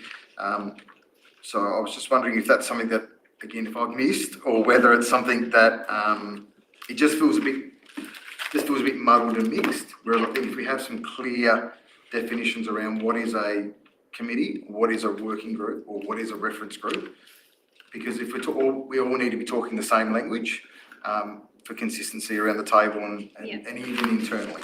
Yeah, so I think in the attachments there was, in the background section of the toolkit, there is a definition of reference groups and then of working groups. But just for clarity, we did pare it back, didn't we, so that we didn't have 2 different types of reference groups, because I think that was what was adding to a bit of the confusion. There was a targeted reference group and then a reference group.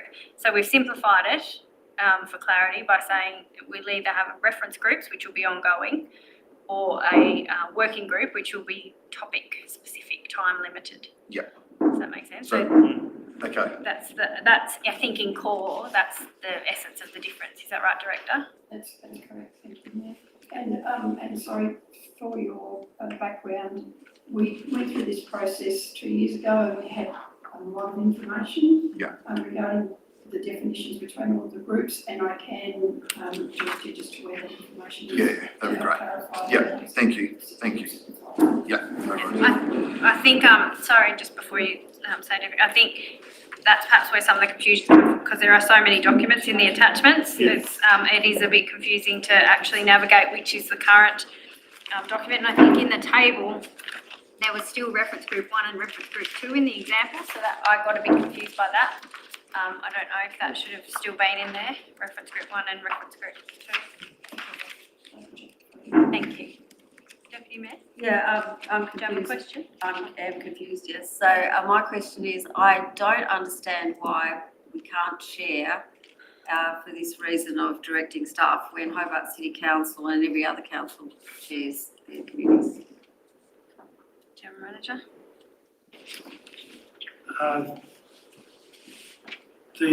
I think the reason is that under the meeting procedures regulations, there are committees and special committees. Where there's a special committee or a committee, it would be appropriate for an elected member to chair those.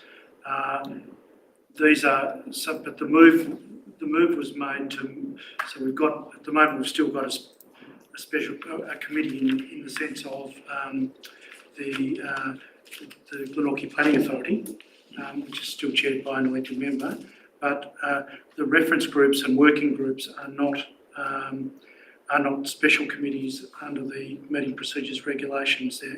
They're another entity which is really around community engagement. So I still don't understand why the meeting regulations are different for Hobart City Council and for us. They've probably got them constituted as special committees under the Act, whereas these are a community engagement tool rather than special committees of council. So why would we use an independent person rather than a member of council to be a rep, if you're trying to connect the community? So typically the chair, when they have been functioning, the chairs has been the relevant manager of the area or the relevant coordinator. Well, I don't agree with that. How long's that been there for, mate?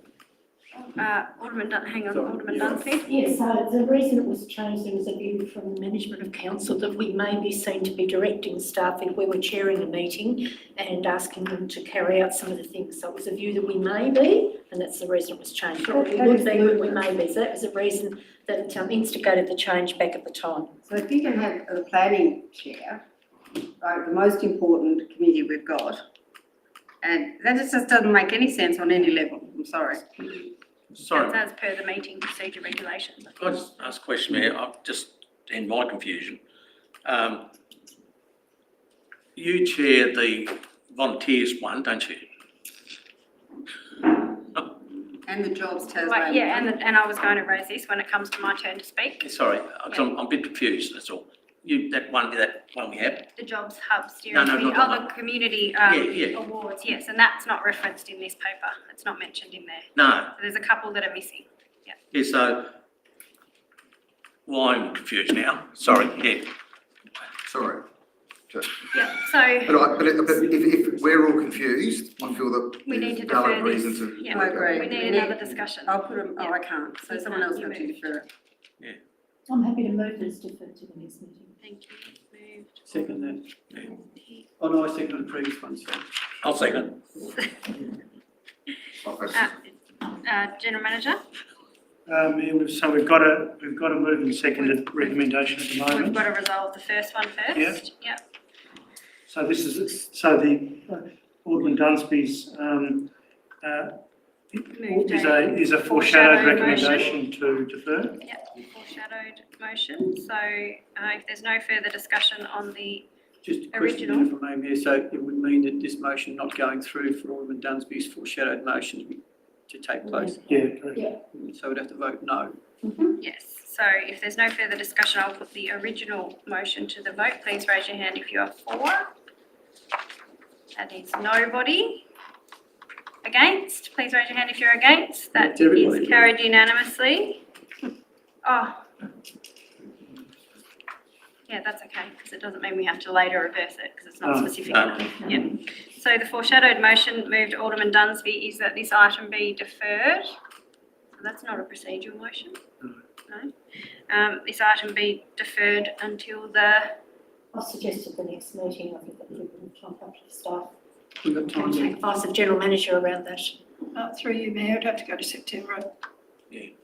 Due to absences in August. Yes, yes. Deferred until the September meeting. And we've all got a bit of homework to do, I think. Ben? Yeah. Do we need a, seconded Alderman King? No. Oh, sorry, Alderman Alderman Slade. Second the previous one. Sorry, Alderman Slade. Discussion, Alderman Dunsby. Yes, I'd just like to think that we've seen that we've got some conjecture around this. This will give us an opportunity to have a workshop and to put out all the issues that we may raise, take them to staff and bring them back in a more clarified manner to adopt and for our community to hear. Thank you. Thank you. Any further discussion? Just to note to say that I think it's excellent that we're not just passing things for the sake of it and just but getting a full understanding and get good clarity so we can all move forward. Because these are really important committees, I think, in terms of the connection within our community and within, to make sure we're hearing well, sorry. So I would agree with that and come back in September. Thank you. I agree, and whilst I do note, because this probably does frustrate officers to some extent, given we have had one workshop on this, an opportunity to raise some of these issues in that workshop environment, it is important that we are all clear on what we are voting on and not confused, and there is clarity, because we want to set up these committees to succeed, and that we're all on board with them. So it's important that we have the opportunity to revisit this, I think, and also consider, as we've noted, the Jobs Hub Steering Committee is another committee that's not mentioned in here, as is the Community Awards Working Group, as Alderman Slade mentioned. So we need to have a real clear picture of how they all fit in and consistency in how they operate. I also think it's important, the resourcing question is important, and I think we need further discussion around that. We have a community engagement officer whose part of their role is community engagement, is potentially supporting committees to some degree, noting that there are other things that they do. But, you know, a lot of their time in the last 12 months has been on the community engagement review. Now that's completed, potentially is there scope for support from committees to be consistent from one officer? Administratively was a question that I had, so that we're not seeing committees run differently across all the different areas of council. It's important that there's some consistency. So I'm happy to support the deferral and look forward to continued discussion. Do you have a question? Just quick on Mayor. Mayor, do you mind if we just send something through to that respective, I suppose, the executive manager, is that correct, general manager?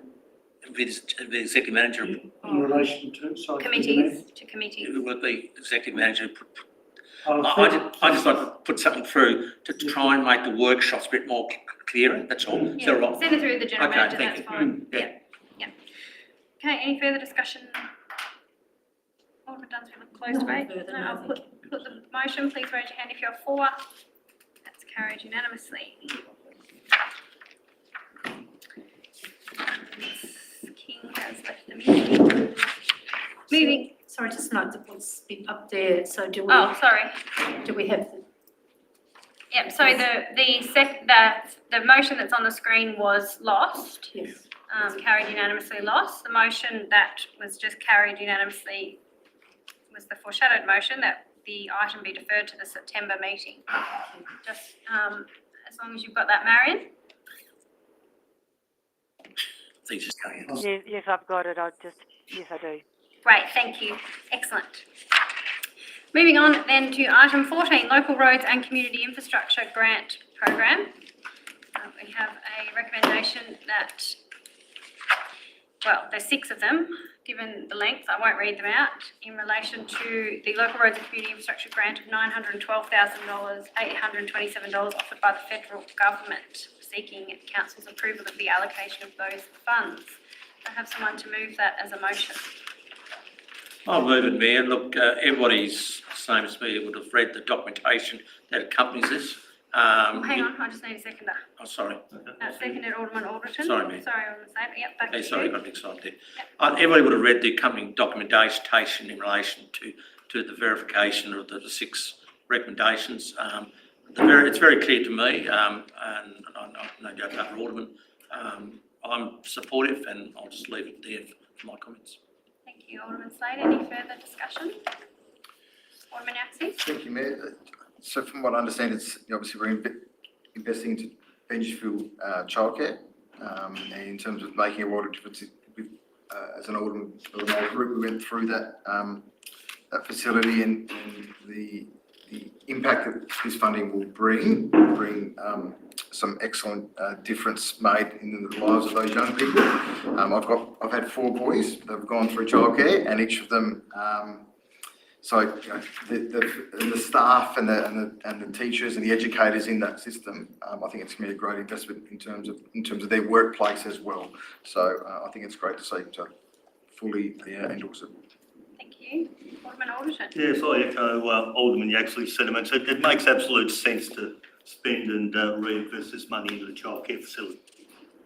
Thank you, Alderman Alderton. Any further discussion? I agree. We really appreciate the local government the local roads and community infrastructure grant funding, and I think sadly this is the last year of that funding. The federal government has made a decision to replace that by a range of new grant programs, which will see us competing with councils now for funding. So it's going to make things a bit more challenging going forward, and we need to use this last tranche of funding to get the best outcome for our community. The decision we made last year to continue to operate childcare services and invest in those services has been one that has shown to reap benefits in the new families that we have had come to the centre, the 19 new staff that we have been able to recruit. Thank you to Council's investment in the services. So to continue to strengthen the sustainability of the services going forward, it is important that we make these improvements to make them attractive workplaces for people in what is a stretch sector, the workforce, very competitive workforce, and provides the best environment not only for our workforce but for the families and children using the centres. So pleased to support this allocation of funding, and know that we need to have a good hard look now into the funding programs that we are eligible for going forward that are going to replace this program, to make sure we don't miss out on future funding for these important sort of investments that we simply don't have the rates revenue to make. Any further discussion? Could I just point something out, Mayor? Shouldn't we be receive and approve the attached report now, not note? Would that be more relevant? We really only need to note the report. It's approving the actual allocation of the funding. So I think that the actual... Do we need to approve the report as well? That's where I'm coming from. So one says receive and note the attached report. Yes, so we typically do receive and note reports. Right. It's only if we're actually approving council doing something. Right. So does that make sense? It was been mentioned earlier that note seems to be appearing a lot. Yeah, so it depends on the context. Yeah. I guess in this context we are noting the report that's been provided. There's no need to approve a report. Okay. Yeah. Go back to the mover. Alderman Slade to close debate. Yes, I'm happy, Mayor. I'll put the motion. Please raise your hand if you're for. Carried unanimously. Item 15, election of new aldermen. June 2023, we have a recommendation that Council note the election on 10th of July 2023 on recount of Alderman Shane Alderton to fill a vacant elected member position on Glenorchy City Council as set out in the certificate election attached, and acknowledge that Alderman Alderton made his declaration of office on Tuesday 11th of July pursuant to section 3213 of the Local Government Act. Moved Alderman Slade, seconded Alderman Yaxley. Alderman Slade. Mayor, congratulations, of course, but I think I read this again last night. I think one needs change in General Manager. To say there, Alderman Shane Alderton to fill a vacant elected member position, as the certificate actually says councillor. So I'm just believe that position in there should actually say the same as what the certificate says. Does that make sense? I'm sorry, yeah. You're right, yeah. We're happy to make that change because the Act always refers to, apart from the definition of alderman, always refers to elected members as councillors. Yes. What we try to do in the, I know, gets but I around do. this, because we've got two flavours of elected I know. member, we use, Because I looked at the certificate, Yeah. the certificate says. Yes, but, sorry, General Manager, I'm pretty certain the terms are that they can be used interchangeably. So if Alderman Alderton prefers Alderman Alderton, I think for the sake of this, we should be able to. But the thing is, what I'm talking about is that it wasn't a vacant elected member, it was a vacant councillor position. That's where I'm coming from, General That's what Manager. the Act says. Understood. I'm not sure it's material to the outcome, No. but, and given you did move the motion as it was, I would need someone to amend it. So please, if you would like to move an amended motion, do that straight up rather than then coming Sorry. back and asking for a change. Sorry. Because procedurally, it's not. No, I know. I'm just a little bit out of it. It was close, it was close. Mayor, the question, would it help if we just had Alderman/Councillor Shane Alderton? No, I think that's fine because he's chosen to be alderman. I think what Alderman Slade is referring to is the words fill a vacant elected member Yeah. position. The Act reads vacant councillor. Councillor, Oh, right. that's where I'm coming from. So in recommendation 1. I'll move the motion then, if that's what you do. Yeah, so Doesn't affect the outcome. So if the mover's happy with that amendment, we won't need to take it to a I'm vote. happy. You're happy with I'm that? happy, And the yeah. seconder, is you happy Yes, with I am. that? Good. I'll be quicker next time. I was just going to suggest, Mayor, that we've got a moved and seconded motion, so, Yeah. Well, But with we the need- indulgence of the Yes, mover and correct. seconder, we can make Yeah, that. Yeah, that's right. Yeah, so the mover and seconder have accepted that very minor amendment and we move on. Congratulations. Any further discussion? Alderman Yaxie? Thank you, Mayor. I just want to welcome Shane, Alderman Alderton, into the chambers. Obviously, he's been here many times, but obviously in a new role, and it's great to see that. And I really believe that Shane will bring a lot of his passion. I should Shane again. Apologies. I'll let you off, Alderman. That he will bring that passion. He's got such a great passion, and it's great to see him part of the team. Certainly seeing a different side of things within council, and we've got obviously lots to learn, but I'm confident he's going to bring a positive impact to the team. So, welcome. Wonderful, thank you. At least I called him Mr. Alderton. Deputy Mayor. Thank you, Mayor. I too would like to add my congratulations to Alderman Shane Alderton because we have known Shane for many years and he has exhibited extraordinary passion for this council and asked a lot of intelligent questions over the years. I think he is in for a shock on the backside of when you're actually within the council. But I know that he will work very hard. He'll attend all his meetings and do all his reading, and that's what we expect of elected officials. Thank you.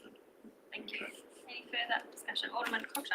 Thank you, Mayor. I just want to echo Deputy Mayor and Alderman Yaxie's comments to say congratulations and welcome aboard to Alderman Alderton. Very passionate person. I'm glad to have you around the table and see what happens along the journey. So all the best. Further discussion? I will just say here. Welcome to the team. Thank you. Go back to the mover, Alderman Slade. No. I'll put the motion to the vote. Please raise your hand if you're for. It's carried unanimously. Item 16, future of local government review submission. What do you want to do, Deputy Mayor? Would you like to move An amendment. an amended motion? Yep. Yes, an amended motion. And the motion stands as it is with 1 and 2 and an additional 3 that that a committee be formed of interested elected officials from within both councils, Hobart and City, to investigate synergies, cost savings and, what else was it? Synergies, cost savings and potential for preparation, I guess, for resource sharing. Just a question I have for me, is it just the two cities you're talking about, or are you talking Clarence as well? Or? No, just I think Hobart and Glenorchy would be a good test case. Yeah.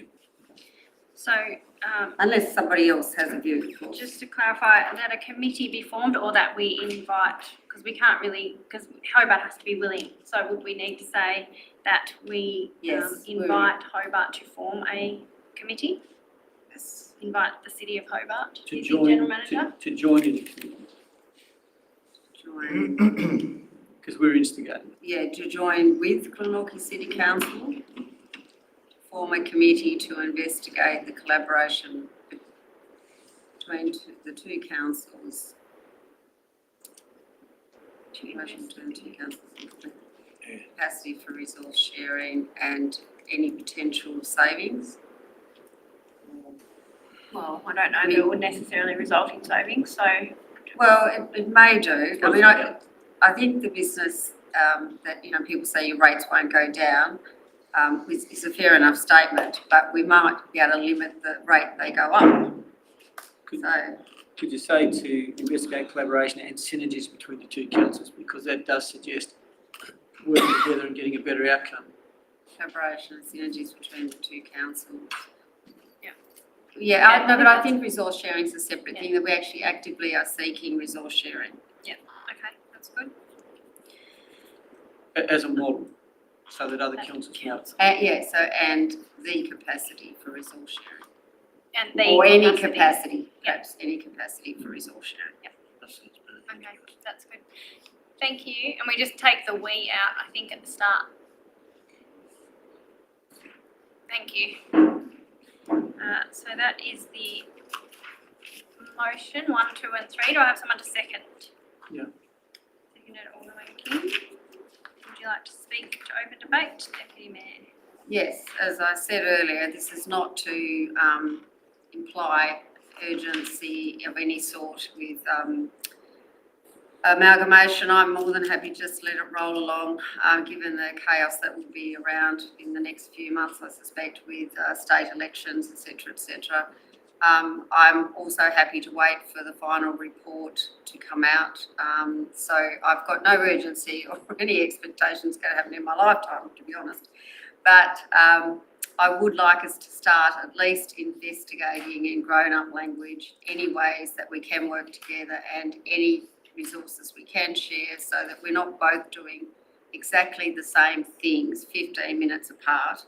That could be done better by one organisation and, and maybe our area does something else. I remember asking about 10 years ago, why couldn't we look at sharing the dogs?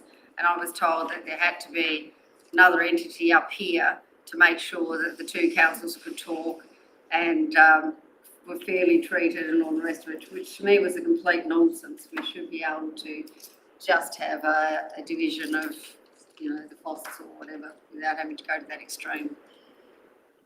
It kind of defeats the purpose. But in this day and age, I think it's our moral responsibility to investigate any savings possible anywhere we can look for. So I made that recommendation to my colleagues to at least consider it. Thank you, Deputy Mayor. Any further discussion? Alderman King? Thank you, Mayor, and thank you, Deputy Mayor, for bringing this up. I think this is something that's not new to Glenorchy City Council. We did endeavour to do something like this when General Manager Peter Brooks was in control, where we were working with councils as far away as Darwin and trying to save, cost savings and things of that nature, synergise and do things. So I think this is a great way to get going again, and I'm sure the two general managers can talk with each other, the two mayors can talk with each other, and then other aldermen on that committee.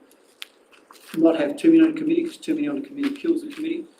You get too many opinions and you get nowhere. So several of us have got business experience here, so I think we probably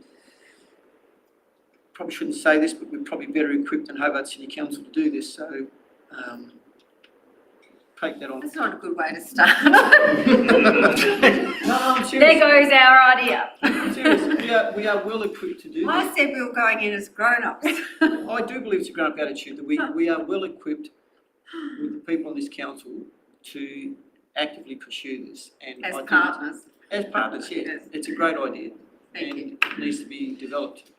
Thank you. General Manager, Mayor, did just you a have question, something to? just a question. So at the moment, we have in the report, we have a draft submission, and I'm just seeking clarification as to whether the council would like this additional sub-resolution to form part of what we communicate with the local government board. Yes. I think we could share a copy of the resolution. Yeah. Thank you, General Manager. Any further discussion, Alderman Yatt? Thank you, Mayor. Through you, for me, Glenorchy is the ultimate, and our community is ultimate in this conversation in terms of understanding the future of our council.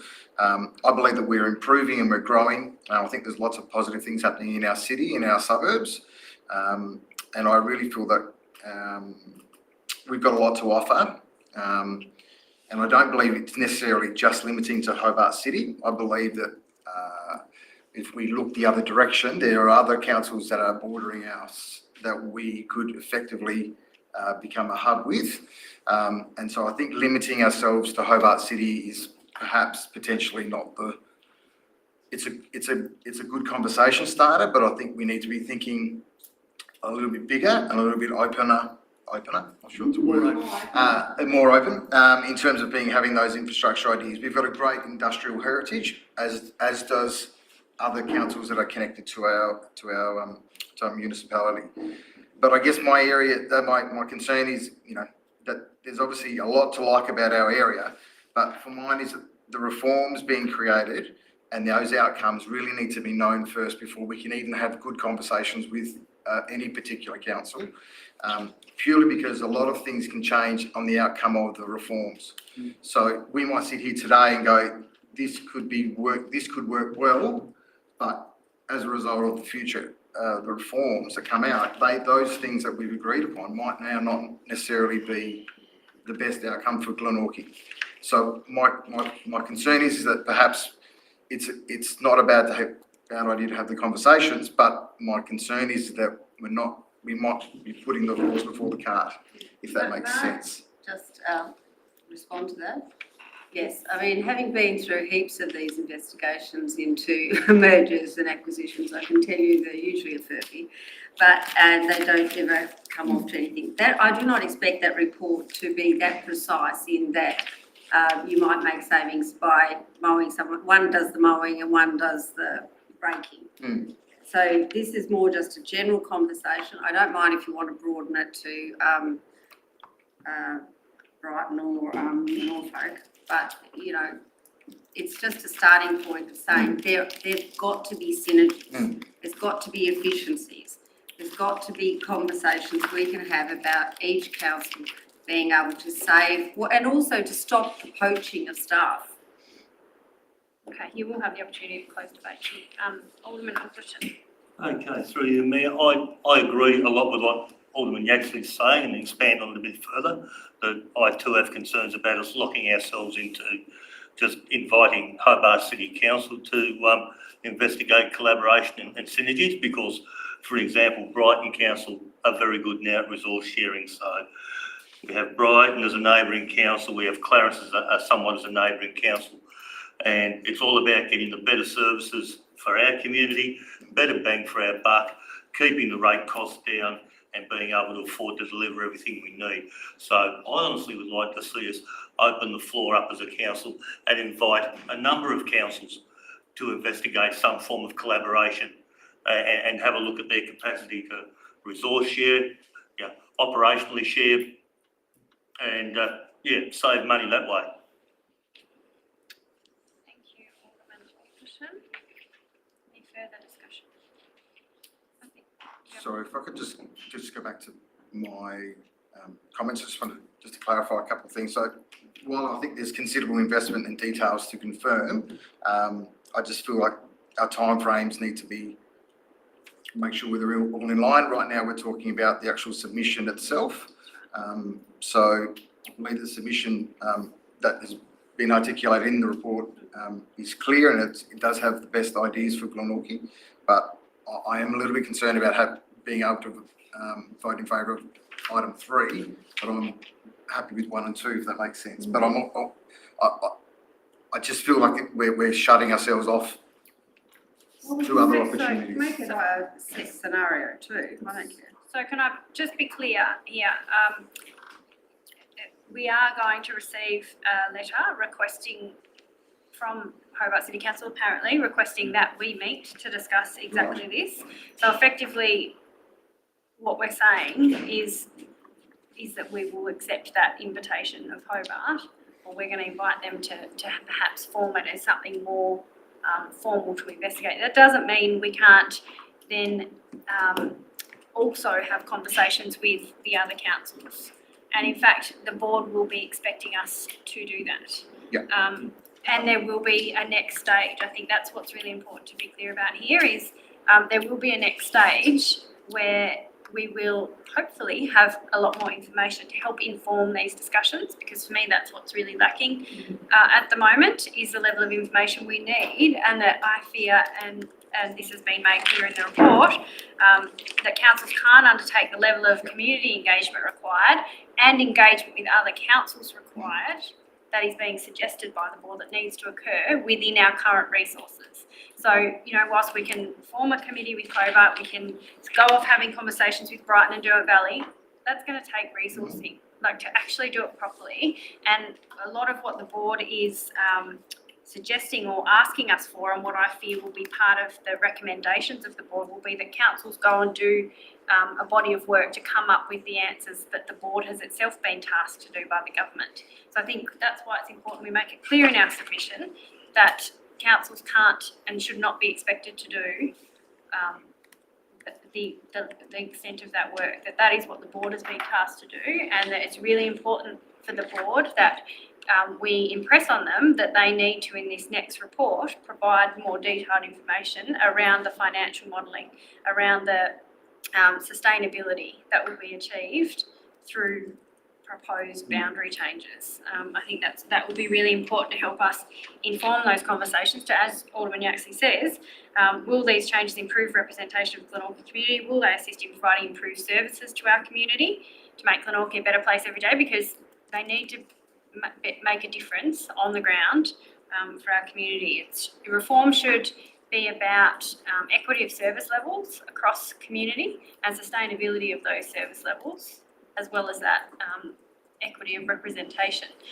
Those things haven't yet been demonstrated by the information that's been presented to councils on which we're being asked to make an informed submission. And it's simply insufficient detail to form a proper view on the community benefits that structural reform would provide. So I feel like I feel like we are perhaps on the same page here. We're just not yet at that stage. Mayor, could we just add a couple of words to that and make it a little bit more effective, if that's the case, after between the two councils as a pilot program to work with further councils in the future, or something to that effect? Well, I guess again, considering resources though. Yeah, but as a pilot. It's a conversation. We're not doing reports. We're starting something off to then, if it goes okay, we'll know within a couple of months, and then we can spread it to other councils. It's a pilot. Yep. All I'm suggesting is it's a pilot to create a template for working with other councils. General Manager, do you have a view? I was just going to say that in terms of the, not my understanding at officer level, so if we're talking about Clarence, we're in a situation where we know that the state government, isn't going for a genuine Greater Hobart Council, because it'll be too big an entity and will threaten the state government in terms of political power. So they want it bigger, but they don't want it too big. So Clarence is kind of off the boil, so it's probably not worth going there.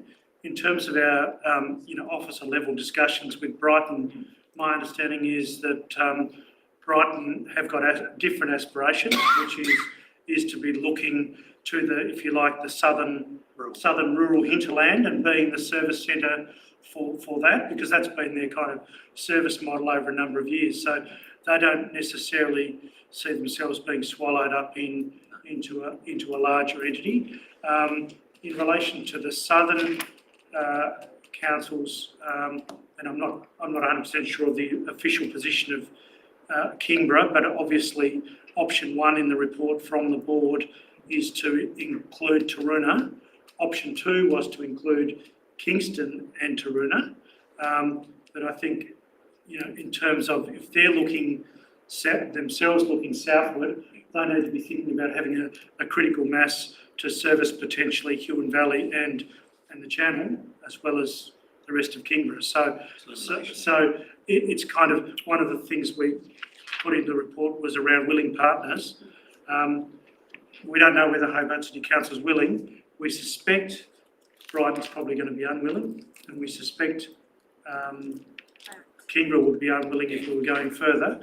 Not to say we can't ask the question, but General Manager, this is not about... This is just background information. It's not about, this is about sharing services, not about... This is about an opportunity to save money, to work together, to synergise, to do the things that you don't need to merge to make happen, and then mergers are down the track potentially. So and that's not criticising what you're saying, it's purely a case of what the General Deputy Mayor's brought forward is about, to me, about merging. That's the only reason why I suggested be a pilot between the two councils to then expand where practical.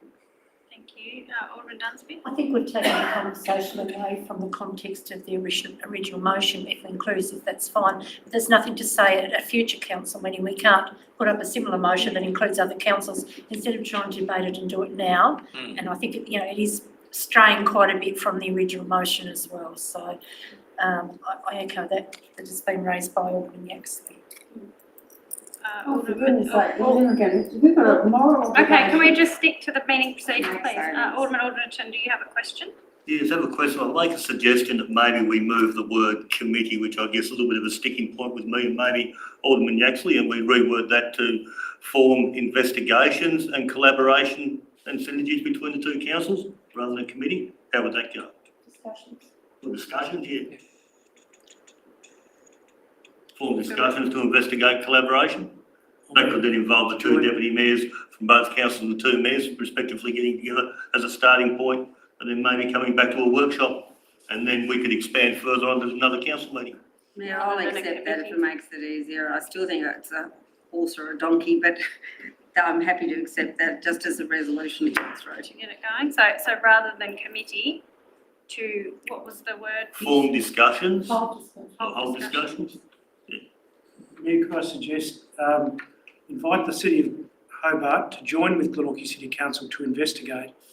So simply take out the hold discussions. To hold discussions. And we can bring it back to a workshop later and decide if we want to have a committee between the two councils. Which matches up with what the Hobart City Council are going to invite us to do. So it's who's going to get in first. No, it just looks like we've both agreed. Yeah, that's right. Yeah, absolutely. Yep, we're on the same page. Okay, happy with that, Deputy Mayor? I am. Thank you. Alderman King? Yes, thank you. Thank you, everybody. Any further discussion of the item? Mayor, anything to close today? I wouldn't dare. All right, well, thank you to the General Manager for the submission that you've drafted as well. Put the motion to the vote. Please raise your hand if you're for. That's carried unanimously. Item 17, and then we might have a break after this one if everyone is so willing. Item 17, appointment of audit panel proxy. We have a recommendation before us, which I won't read out, so it is quite lengthy. Anyone to move this recommendation? I'll move the recommendation, Mayor, for the purpose of what's got the following here. Yeah. Move Alderman Slade. Second, Alderman King. Any discussion? Do we have any calls for nomination? I guess is the first question. I'm happy to nominate. Alderman Yaxley, happy to I'm nominate? happy to second him. You'll second I'm him? happy to third him. So in that case, we don't, if there's no other nomination, Just put the name in we there. don't need a ballot. I think you should get a plaque. Just put the name in, Mayor. Okay, we will delete. Oh no, we will add in there, insert Alderman Yaxley. Yep. Alderman Russell Yaxley To that position. to that position. Rusty. So we'll have 1, 2 and 3 and then we'll delete Delete this bit and this bit. yep, and that. To that position. Cross out that Yep. 22. Yep.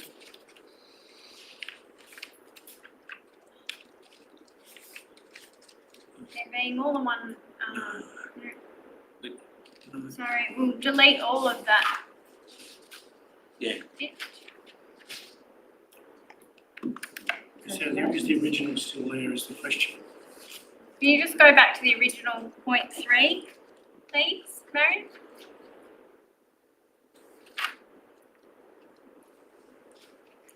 So we just need what was originally the very first sentence, there being only one nominee for the additional elected member proxy position on the audit panel. Appoint the nominee, Alderman Russell Yaxley, to that position, full stop.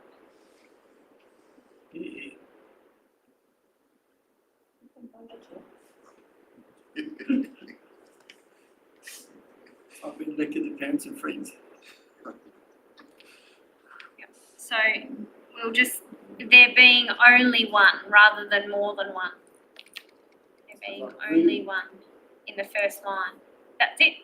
There being only one nominee for the additional elected member proxy position on the audit panel. Appoint the nominee, Alderman Yaxley, to that position.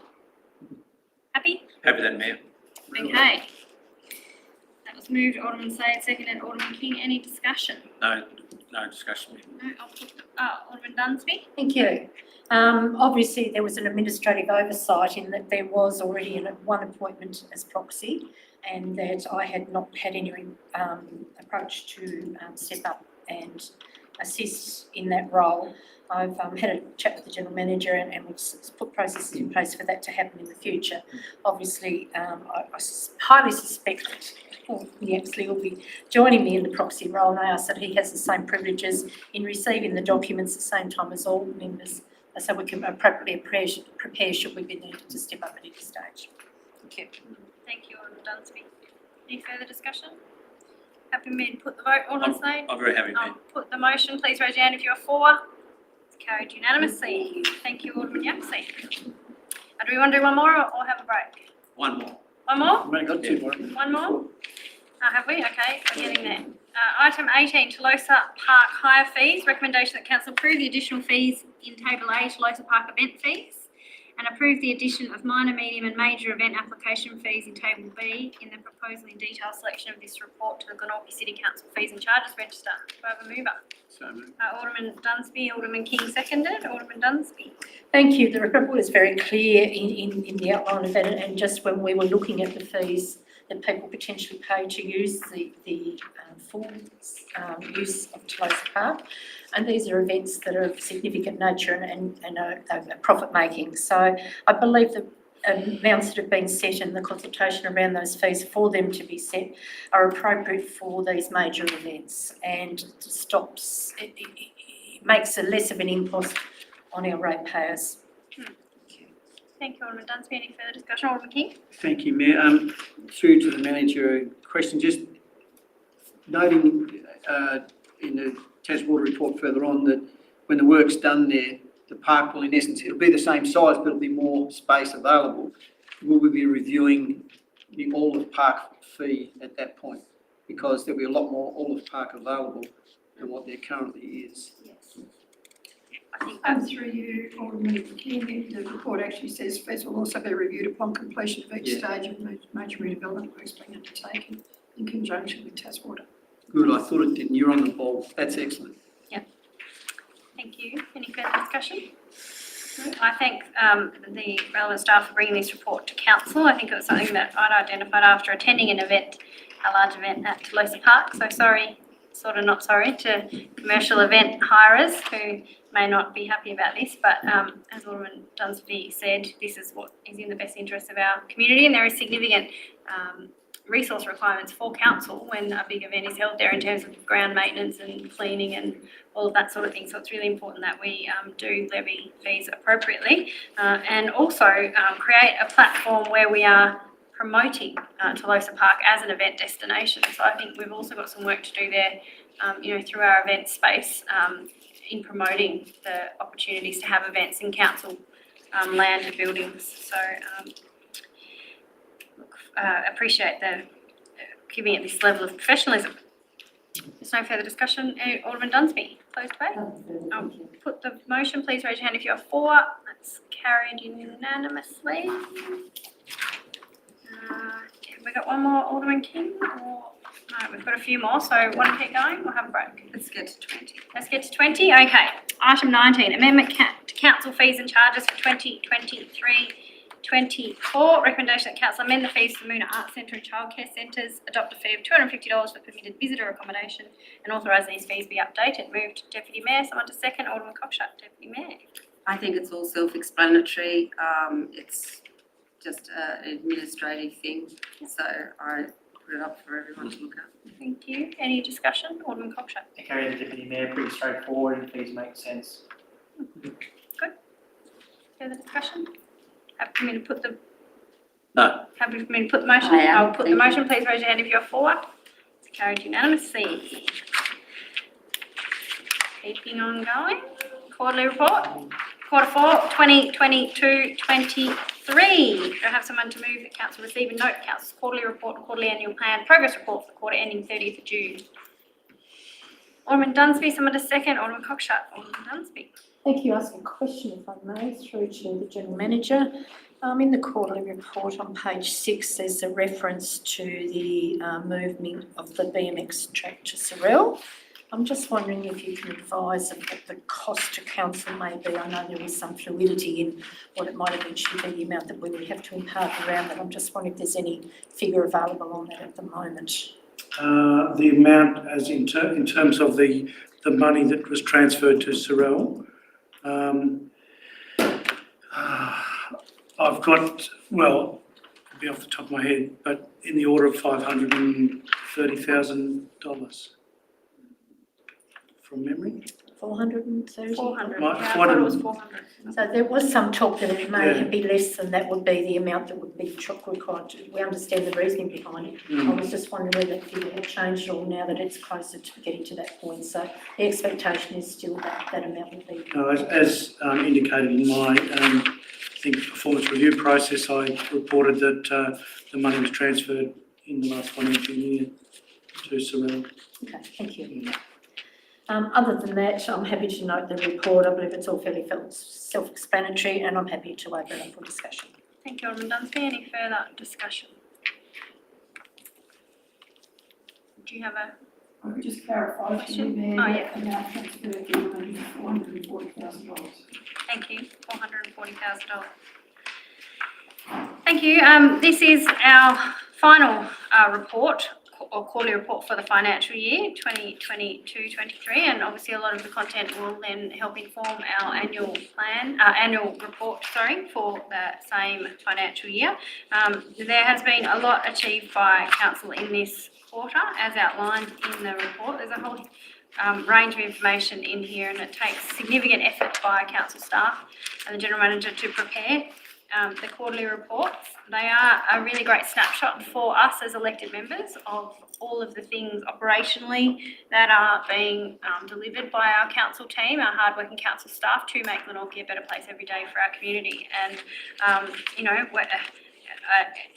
whilst it's hard to get community engaged in exactly reading into what we're doing, these snapshots that are published on our council website do provide a really good insight into the work that is being undertaken, and some of the stats and figures as well, in terms of waste to landfill and use of our Moona Arts Centre and visitation to the multicultural hub, use of the dog park, a whole range of different things, number of people who have been supported by the Jobs Hub, a whole range of indicators that really demonstrate the difference that we make as a council every day for our community. So whilst we cop a bit of flack about different things. There is some really good news stories in the annual report and things that we can champion in having conversations with our community every day. So our Facebook reach more than doubled again, 163,000 people we reached in the quarter. And I think that shows that whilst we feel like we struggle with engagement with the community, we are trying harder and trying to get those stories out there to keep the community informed, which is a really important part of our role. So thank you for the quarterly report and all of the effort that goes into the report and the work that has been done through this quarter. There's no discussion. Back to the mover, Alderman Dunsby. Nothing further, thank you. I'll put the motion. Please raise your hand if you're for. That's carried unanimously. Right, do you want to keep going to closed? Okay, we've got two more. Two more, I think. Okay, Capital Works Status Report. Recommendation Council receive and note the Capital Works Status Report. Moved Alderman Cockshut. Someone to second. Alderman Alderton. Alderman Cockshut. Thank you, Mayor. Obviously, lots going on in this space with some major works at the moment. Key highlights would be the Giblins Reserve play space. We know everyone in the community is really excited to see that come to light. Expected to be completed by the end of the calendar year, which is on track. It's exciting. Montrose Bay Foreshore Skate Park completed in August, so looking forward to seeing the end result of that.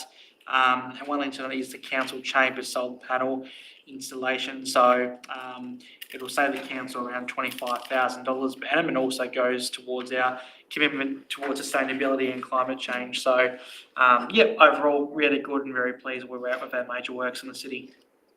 Thank you. Alderman Alderton. Yes, just reiterating on what Alderman Cockshut has said, it's good to see the KG5 replacement of the pitch and some of the works that are going on at North Chigwell and even the Tolosa Park Dam reintegration project, and of course your ground renewal program. So the report pretty much speaks for itself, but yes, it's good to see all these things happening in our community. Yeah, thank you. Any further discussion? Go back to the mover, Alderman Cockshut. All good, thank you, Mayor. I'll put the motion to the vote. Please raise your hand if you're for. Carried unanimously. Item 22, Procurement and Contracts Exemptions Report. Recommendation Council receive and note the Procurement and Contracts Report. Someone to move? Alderman Yaxley, seconded Alderman Cockshut. Alderman Yaxley.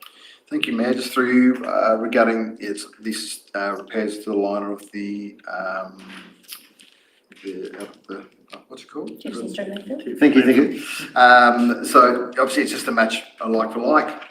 So it makes sense that the original material is sourced, and it's perfectly understandable. Thank you. Any further discussion? Happy for me to put the motion to the vote. I'll put the motion. Please raise your hand if you're for. Carried unanimously.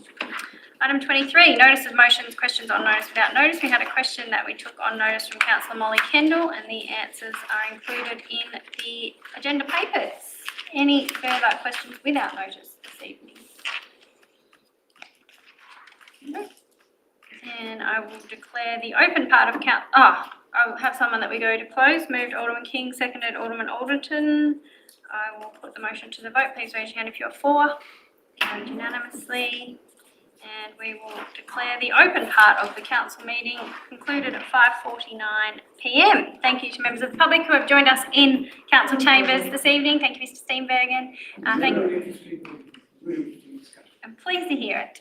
Thank you, members of the public who have joined us online. We will see you back here next week for Glenorchy Planning Authority meeting at 3:30 p.m. and the final Monday of the month of August for our council meeting at 3:30 p.m. Stay dry and safe out there in this wild weather, and we'll see you next time.